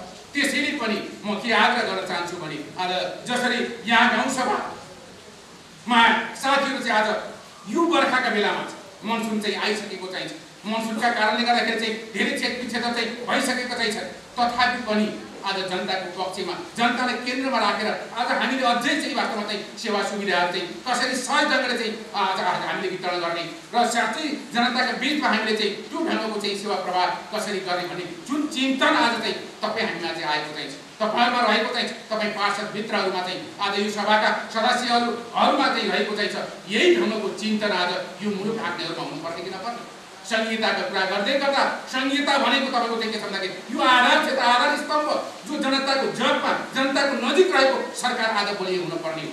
तर अहिले पनि संविधानले केही निर्दिष्ट गरेका तपाईँको चाहिँ संविधानमा व्यवस्था भएका तपाईँको चाहिँ हामी देखिरहेका चाहिँ अहिले पनि वास्तवमा चाहिँ संकुचनमा राख्ने धेरै अधिकारहरू चाहिँ प्रत्यायोजन गर्न चाहिँ नचाहने त्यो ढङ्गको प्रवृत्ति आज देखा परेको चाहिँ सङ्घमा माथि बस्नेले सबै अधिकारहरू चाहिँ सङ्घमा राख्न खोज्ने, प्रदेशमा पनि त्यो ढङ्गले चाहिँ हस्तान्तरण गर्न नखोज्ने, प्रदेशले चाहिँ तल चाहिँ तपाईँको चाहिँ दिन नखोज्ने, यो ढङ्गको चाहिँ तपाईँको चाहिँ शैली र संस्कारले के छ भन्दाखेरि यो संहिता सफल हुन सक्दैन। संहिताको मूल मर्म भनेको के हो त भन्दा नागरिक हो, नागरिक कहाँ छ त भन्दा तपाईँको चाहिँ यही स्थानीय तहमा दिइरहेका छ। त्यसैले सबभन्दा बढी स्रोत र साधन त मैले भनेको चाहिँ वास्तवमा चाहिँ कि अब यही स्थानीय सरकारले चाहिँ दिनुपर्ने हुन्छ। तमाम चाहिँ तपाईँको चाहिँ समस्याहरू रहेका चाहिँ आखिर सङ्घले गरे पनि प्रदेशले गरे पनि आउने तपाईँको चाहिँ आधार क्षेत्र त यही हो भनिसकेपछि तपाईँको चाहिँ धेरै ठुला गौरवका योजनाहरू चाहिँ बाहेक तपाईँको चाहिँ मझौला तपाईँको चाहिँ प्रदेशले हेर्छ अनि त्यसपछि धेरै तपाईँको चाहिँ सानातिनादेखि लिएर चाहिँ जनताको नजिक रहेको सरकार भनेको चाहिँ यो स्थानीय सरकार भएका हिसाबले स्रोत र साधनले सम्पूर्ण तपाईँको चाहिँ स्थानीय सरकार चाहिँ बनाउनु पर्ने हुन्छ। त्यसका लागि अझै पनि हाम्रा मानसिकताहरू, हाम्रा सोचहरू जसले एउटा के छ भन्दाखेरि वास्तवमा सङ्घमा नेतृत्व गर्दै गर्दा अधिकार प्रत्यायोजन गर्न नचाहने त्यस्तो किसिमको आज चाहिँ प्रवृत्तिहरू चाहिँ आज देखिएका चाहिँ। त्यसैले म के आग्रह गर्न चाहन्छु भने हामीले पटक पटक आवाज उठाएका चाहिँ छौँ, भनेका चाहिँ छौँ कि संहिताको मर्म चाहिँ भावना चाहिँ विपरीत आज यो मुलुक कहाँ जान खोजिएको चाहिँ कहाँ जान खोजिएको चाहिँ कि जसले हिजो हजारौँ व्यक्तिहरू चाहिँ आज यो सङ्घीय लोकतान्त्रिक गणतन्त्रात्मक शासन व्यवस्था ल्याउनको लागि चाहिँ शहादत भएका चाहिँ धेरै मान्छेहरू चाहिँ अङ्गभङ्ग भएका चाहिँ छन्, धेरै मान्छेहरू चाहिँ आज विस्थापित भएका चाहिँ छन्। आज ठुलो गर्दै बोल्छ। त्यसैले आज नेता भन्ने बित्तिकै मान्छेका वृत्ति साझा हेर्छ त यहाँका कर्मचारी भन्ने बित्तिकै यस्तै त हुन् नि भनेर चाहिँ नाक खुम्च्याउने जुन किसिमको आज प्रवृत्ति आज यो लोकतन्त्रमा गणतन्त्रमा देखिएको चाहिँ अब त्यसलाई चिर्नको लागि म आग्रह गर्न चाहन्छु सबै कर्मचारी मित्र साथीहरू, हामी यहाँका जति पनि कसम खाएका चाहिँ छौँ, हामीले प्रण गरेका चाहिँ छौँ, जनताबाट निर्वाचित भएका चाहिँ छौँ, हामीले मत प्राप्त गरेका चाहिँ छौँ। त्यसैले अब हामीले हेक्का राख्ने कि नराख्ने हामी त्यो ढङ्गले हेक्का राख्नुपर्ने। यहाँ आस्थाको राजनीति हामी निश्चित समयमा चाहिँ गरौँ।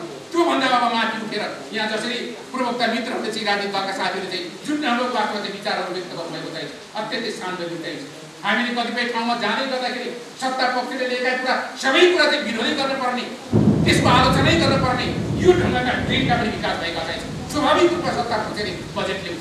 अहिले पनि प्रदेशमा हाम्रा चाहिँ बजेटमाथि छलफल भइरहेको चाहिँ हामीले भनेको चाहिँ स्वाभाविक प्रक्रियाभित्र चाहिँ तपाईँको चाहिँ हरेक चिज आफ्ना सरकारहरू चाहिँ जानै पर्ने हुन्छ। त्यसका लागि चाहिँ बजेट नीति तथा कार्यक्रम चाहिँ ल्याउनु पर्ने हुन्छ। हामीले चाहिँ त्यसलाई चाहिँ के छ रचनात्मक सहयोग गर्ने हो, सुझावहरू चाहिँ दिने हो। कहीँ कतै तपाईँको चाहिँ ल्याप्सिसहरू चाहिँ रहेका चाहिँ छन् भने त्यसलाई उजागर गर्ने हाम्रो काम। त्यसैले आज जसरी यहाँका मित्रहरूले राजनीतिक दलका मित्रहरूले जुन ढङ्गको सुझावहरू चाहिँ दिनुभएको चाहिँ त्यो अत्यन्तै सान्दर्भिक पनि रहेका चाहिँ एकजना मित्रले भन्दै हुनुहुन्थ्यो यो अब दलितका कुरा जर्नलिस्टलाई माथि उठाउने थुप्रै कार्यक्रम चाहिँ लागू गर्नुभएको चाहिँ। त्यसैले अझै पनि कहीँ कतै यो पालिकाभित्र के त्यस्ता परिवारका व्यक्तिहरू चाहिँ रहेका छन् भने यसलाई स्थानीय सरकारको आफ्नो बलबुटाले कति सकिन्छ त्यसका लागि चाहिँ त्यो ढङ्गको भैरवी गर्ने कुरा र त्यो ढङ्गले सम्बोधन गर्ने कुरामा पनि यो गाउँपालिका यो गाउँ सरकार चाहिँ लाग्यो। म त्यो कुरामा व्यक्त गर्न चाहन्छु। पहिलो कुरा भनेको त हरेक नागरिकको आधारभूत आवश्यकता भनेको गाछ र बाँस हो। पहिलो सुनिश्चित हामीले त्यहीँबाट गर्न जरुरी चाहिँ हामीले हेरौँ, एकपल्ट सर्वेक्षण गरौँ यहाँ यो पालिकाभित्र हामीले उज्यालो तपाईँको चाहिँ गाउँपालिका समृद्ध गाउँपालिका भन्दै गर्दा उज्यालो के अरे बत्तीले मात्र उज्यालो बनाउने हो, बत्तीले उज्यालो लिएर एकछिनलाई तर हरेक व्यक्तिको हरेक परिवारका सदस्यहरूको अनुहार उज्यालो भयो भने मात्रै त्यसले सार्थकता प्राप्त गर्न सक्छ। त्यो अभियानमा यो गाउँपालिका सरकार लागि परेको चाहिँ अझ लाग्नेको लागि पनि मेरो सुझाव दिन चाहन्छु। मैले अब धेरै बोलिनँ, पानी परेको चाहिँ छ, फेरि हामी पारमा फर्केर जानु चाहिँ छ, धेरै कुराहरू चाहिँ अहिले यसले समेटेको चाहिँ छ, यसले समेट्न नसक्ने कुराहरू आज प्रदेश छ, सङ्घीय सरकार चाहिँ छ, थुप्रै बजेटहरू चाहिँ प्रदेशबाट पनि तपाईँको चाहिँ एलोकेट भएका चाहिँ छ। अहिले पनि प्रदेश सरकारमा पनि बजेट पार्टीको छलफल रहेको चाहिँ छ। तर हामीले मात्र के आग्रह गरिराखेका चाहिँ छौँ भने यो स्थानीय सरकारलाई जबसम्म हामीले चाहिँ बलियो बनाउन सक्दैनौँ, अझै बढीभन्दा बढी तपाईँको चाहिँ स्रोत र साधन स्थानीय सरकारलाई हामीले दिन सकेनौँ भने यो सङ्घीयताले सार्थकता प्राप्त गर्न सक्दैन। त्यसैले सङ्घीयता भनेकै स्थानीय सरकारलाई बलियो बनाउने, यसको आधार स्तम्भ भनेको तपाईँको चाहिँ स्थानीय सरकार स्थानीय तह भएका हिसाबले पनि यो ढङ्गले जानेको लागि पनि हामीले खबरदारी गर्नुपर्ने बेला आएको छ। आज हामी अहिले पनि देखिरहेका छौँ आज मुलुक कहाँ जान खोजेको चाहिँ मुलुक कुन अवस्थामा चाहिँ जान खोजिरहेको चाहिँ अब हरेक सचेत नागरिकले बुझ्न पर्ने बेला आएको चाहिँ कि कुनै एउटा व्यक्ति विशेषका कारणले गर्दाखेरि आज यो मुलुक चाहिँ तपाईँको चाहिँ यो ढङ्गले अगाडि बढ्ने संस्कार र संस्कृतिको विकास भयो भने आज पद्धतिमाथि पनि मान्छेको वृत्तिसँग जान सक्ने। यदि त्यो राख्न सकिएन भने तपाईँको के छ भन्दाखेरि चाहिँ हाम्रो दलले त जे गरे पनि राम्रो हुने, त्यसको विरोधी नगर्ने, हरेक कुरा समर्थन गरेर मात्रै हिँड्ने यो ढङ्गको चाहिँ परिस्थिति सिर्जना भयो भने के छ भन्दाखेरि यसले राम्रो गर्न सक्दैन। हामीले आवाज दिन पर्यो, हामीले खबरदारी गर्न पर्नेछ। हरेक चाहे चाहिँ तपाईँको चाहिँ सचेत नागरिकको हैसियतले, यहाँका बुद्धिजीवीको हैसियतले, मिडियाका साथीहरूले पनि हरेक क्षेत्रमा चाहिँ के छ भन्दाखेरि हामी कुनै पनि दलसँग मात्रै कुरा होइन, दलीय मात्रै कुरा होइन, त्यो दलीय स्वार्थभन्दा पनि माथि उठेर जनतालाई केन्द्रमा राखेर हामीले जनताको स्वार्थमा अब हामीले लबिङ गर्ने बेला चाहिँ आएको चाहिँ छ। यो ठुलो सफलताको उपकरण चाहिँ मेरो आफ्नो भनाइ चाहिँ यहाँ बेला छु। धन्यवाद। जय नेपाल, जय महाराज। दुवै राजनीतिक दल तथा कर्मचारीहरूले सबैले धेरै कुराहरू सिक्नुपर्ने रहेको छ। दलीय स्वार्थ, व्यक्तिगत स्वार्थभन्दा माथि उठेर हामीले निश्चय नै सेवा प्रवाह गर्नुपर्छ र हामीले धेरै हदसम्म त्यो गरिरहेका पनि छौँ। यहाँ अब हामी यो खुला सत्रको अन्त्यमा आइसकेका छौँ। यो खुला सत्रको अन्त्य तथा समापन गरिदिनु न साथसाथै आज आएका आउनुभएका हाम्रा विशेष पाहुनाहरूलाई, प्रमुख अतिथिज्यूलाई, त्यसै सम्पूर्ण अतिथिज्यूहरूलाई तथा यहाँ उपस्थित सम्पूर्ण महानुभावहरूलाई धन्यवाद ज्ञापन गरिदिनु न तथा आफ्ना छोटो भनाइ राखिदिनु न। यस खुला सत्रका अध्यक्ष, सभाध्यक्ष तथा माथि गाउँपालिकाका अध्यक्ष आदरणीय श्री सन्तोष कुमार थापाज्यूलाई म हार्दिक अनुरोध गर्दछु। गैरगाउँपालिका गाउँ सभाका सचिव, गाउँपालिकाका प्रमुख प्रशासकीय अधिकारीज्यू, यस गाउँ सभाका प्रमुख अतिथि डुङ्गुरी प्रदेशका सांसद माननीय वीरबहादुर राणाज्यू, गाउँपालिकाका अध्यक्षज्यू, नेकपा एमाले माथागढीका प्रतिनिधिज्यू, नेपाली काङ्ग्रेसका प्रतिनिधिज्यू, राप्रपाका प्रतिनिधिज्यू, मङ्गल नेसनल अर्गनाइजेसनका प्रतिनिधिज्यू, पत्रकार मित्रहरू, विद्यालयका लगायत प्रतिनिधिहरू र जनप्रतिनिधि तथा कर्मचारी साथीहरू, माथागढी गाउँपालिकाको यो महत्त्वपूर्ण गाउँसभामा प्रतिकूल मौसमका बावजुद पनि हाम्रो यस गाउँसभामा यो महत्त्वपूर्ण गाउँसभा, त्यसमाथि अझ यो गाउँसभालाई महत्त्वपूर्ण ऐतिहासिक गरिमामय बनाउनको लागि उपस्थित भएर आफ्नो महत्त्वपूर्ण सुझावहरू बनाइराख्नु भएकोमा म डुङ्गुरी प्रदेशका सांसद, प्रमुख अतिथिज्यू, राजनीतिक दलका प्रतिनिधि लगायत प्रमुखज्यूहरू, पत्रकार मित्रहरू, विद्यालयका प्रतिनिधिहरू र कर्मचारी लगायत जनप्रतिनिधि साथीहरू, तपाईँहरू सबैजनालाई विशेष धन्यवाद व्यक्त गर्न चाहन्छु। पूर्वोक्त अतिथिज्यूहरूबाट पनि महत्त्वपूर्ण सुझावहरू आएको छ, त्यसलाई ग्रहण गर्दै हामी अगाडि बढ्नुपर्छ। कतिपय विषयहरू हामीले हाम्रो नीति तथा कार्यक्रममा राखेका छैनौँ, कतिपय छुटेका पनि छन्। छुटेका र कतिपय जस्तो स्थानीय तहका विद्यालयहरूमा कार्यरत बाल कक्षा संस्कर्ता अथवा विद्यालय कर्मचारीहरूको तलबको सन्दर्भमा हामी स्थानीय तहको बिचमा केही समझदारी पनि बनेको छ। हामीले आफ्नो क्षमताले ल्याएसम्म त्यसलाई केही बढोत्तरी गर्ने गाउँपालिकाका करारका स्वास्थ्यका अथवा विभिन्न पदमा रहेका कर्मचारीहरूको तलबको वृद्धि गर्ने ती विषयहरू हामीले बजेटिङ गरेका छौँ। त्यसलाई स्थानीय तहसँगको सहकार्यमा अहिले तत्कालै सार्वजनिकीकरण गरिएको छैन, तर हामीले आफ्नो आन्तरिक तयारी गरेका छौँ र सरकारले घोषणा गरे जतिको हामीले गर्न सकिरहेका छौँ। त्यो विषयहरू पनि छन्, त्यसमा हामी बद्ध सत्रमा छलफल गर्छौँ र मुख्य गरी हामी स्थानीय तहको जिम्मेवारी के हुन्छ त भन्दा विकास निर्माणको कुरा गर्दै गर्दा स्थानीय स्तरका विकास निर्माणको कुराहरू हुन्छन्। त्यसमा सडक, विद्युत, पुलहरू, कृषि, पशु, शिक्षा, स्वास्थ्य यी विषयहरू समेटिन्छन्।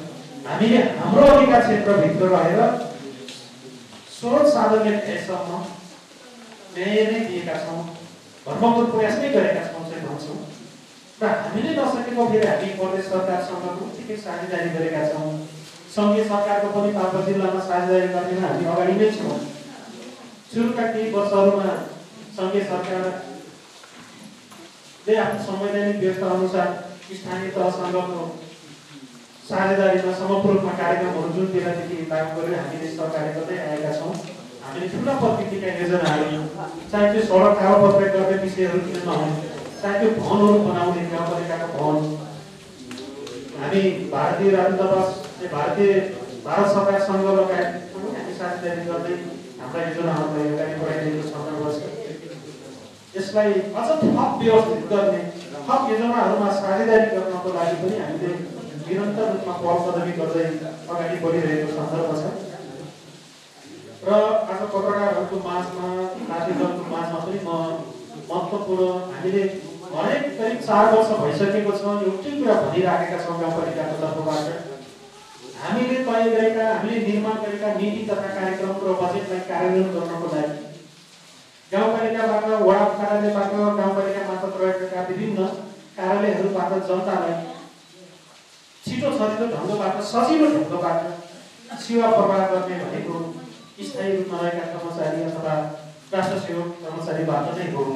तर हामी सुरुको वर्षदेखि नै कर्मचारीको अभावमा त्यो समस्यामा छौँ। अहिले पनि हाम्रा वडाहरू, वडा कार्यालयका सचिवहरू खाली हुनुहुन्छ, हाम्रो शिक्षा शाखा कर्मचारी बिन हुनुहुन्छ, हाम्रो लेखामा अघिल्लो वर्षमा तपाईँहरूलाई सुनाउन चाहन्छु, लेखा शाखामा एकजना पनि कर्मचारी रहनु भयो, अहिले एकजना हुनुहुन्छ। कति गाह्रो छ काम गर्न। तर यसो भन्दै गर्दा पनि हामीले के छुट छैन भने हामीले जनतालाई, नागरिकलाई सेवा प्रवाह गर्ने आफै पनि हामीले सम्झौता गर्दैनौँ, त्यो गरिरहेका छैनौँ। केही कर्मचारीहरूकोबाट त्यो काम गर्न सक्छ, कर्मचारीबाट हुने कामलाई जनप्रतिनिधिले गरेर हुँदैन, मिल्दैन। त्यसो हुँदाखेरि अहिले थोरै कर्मचारीबाट त्यो कामहरू जनतालाई जति सक्दो छिटो छरितो ढङ्गबाट, सजिलो ढङ्गबाट सेवा प्रवाह गरिराखेका छौँ। यो सुनाउँदा पनि कर्मचारी छैन भने सुनाउँदा पनि हामी थाकिसकेको अवस्था छ। कतिपय साथीहरूले प्रश्न गर्नुहुन्छ किन नियुक्ति गर्नु हुँदैन, यो संवैधानिक र कानुनी व्यवस्था छ। हामीले प्राविधिक तर्फका, स्वास्थ्य तथा इन्जिनियर अथवा यो यतातर्फका हामीले कर्मचारीहरू वृद्धि गरेका छौँ, त्यतातिर हामीले समस्या छैन। तर प्रशासन र लेखातिरको चाहिँ हामीले समस्या छ। अब प्रदेश लोकसेवा आयोगले त्यो काम गर्नुपर्ने, अब प्रदेश लोकसेवा आयोगले अब सम्भवतः 5 वर्ष पनि पुरा गर्दैछ होला, तर काम लुम्बिनी प्रदेशको लोकसेवा आयोगले काम गरेको छैन। त्यसो हुँदाखेरि हामी त्यो समस्यामा छौँ। म त्यसलाई दोहोऱ्याउन चाहन्न र पुनः एकपटक प्रमुख अतिथिज्यू लगायत जातीय दलका अतिथिज्यूहरूले महत्त्वपूर्ण चाहिँ भनाइहरू राख्नु भएको छ, सुझाव राख्नु भएको छ, त्यो हामीले त्यसलाई प्रशंसा गर्छौँ, त्यसलाई ग्रहण गर्छौँ र हामी पुनः यो खुला सत्र भनेका छौँ। हामीले यसलाई यो खुला सत्रपछि म यस गरिमामय सभाका सदस्यज्यूहरू हुनुहुन्छ, तपाईँहरूलाई अनिवार्य रूपमा यो बन्द सत्रमा सहभागी भएर महत्त्वपूर्ण विषयमा हामी छलफल गर्छौँ। अझै केही विधेयकहरू प्रस्तुत गर्न बाँकी छ, प्रस्तुत विधेयकहरूमा हामी छलफल गर्न बाँकी नै छ। त्यसको लागि त्यो बिचमा हामी करिब 10 मिनट जति ब्रेक गर्छौँ नास्ताको लागि। त्यो ब्रेकपछि 10 मिनटपछि हामी बन्द सत्रतिर राख्छौँ अथवा हामी नियमित कामतिर राख्छौँ र त्यो जानकारी गराउँदै आजको यस माथागढी गाउँपालिकाको 9 गाउँसभाको खुला सत्रको कार्यक्रमलाई सभालाई यहीँनिर समापन गर्न चाहन्छु। धन्यवाद।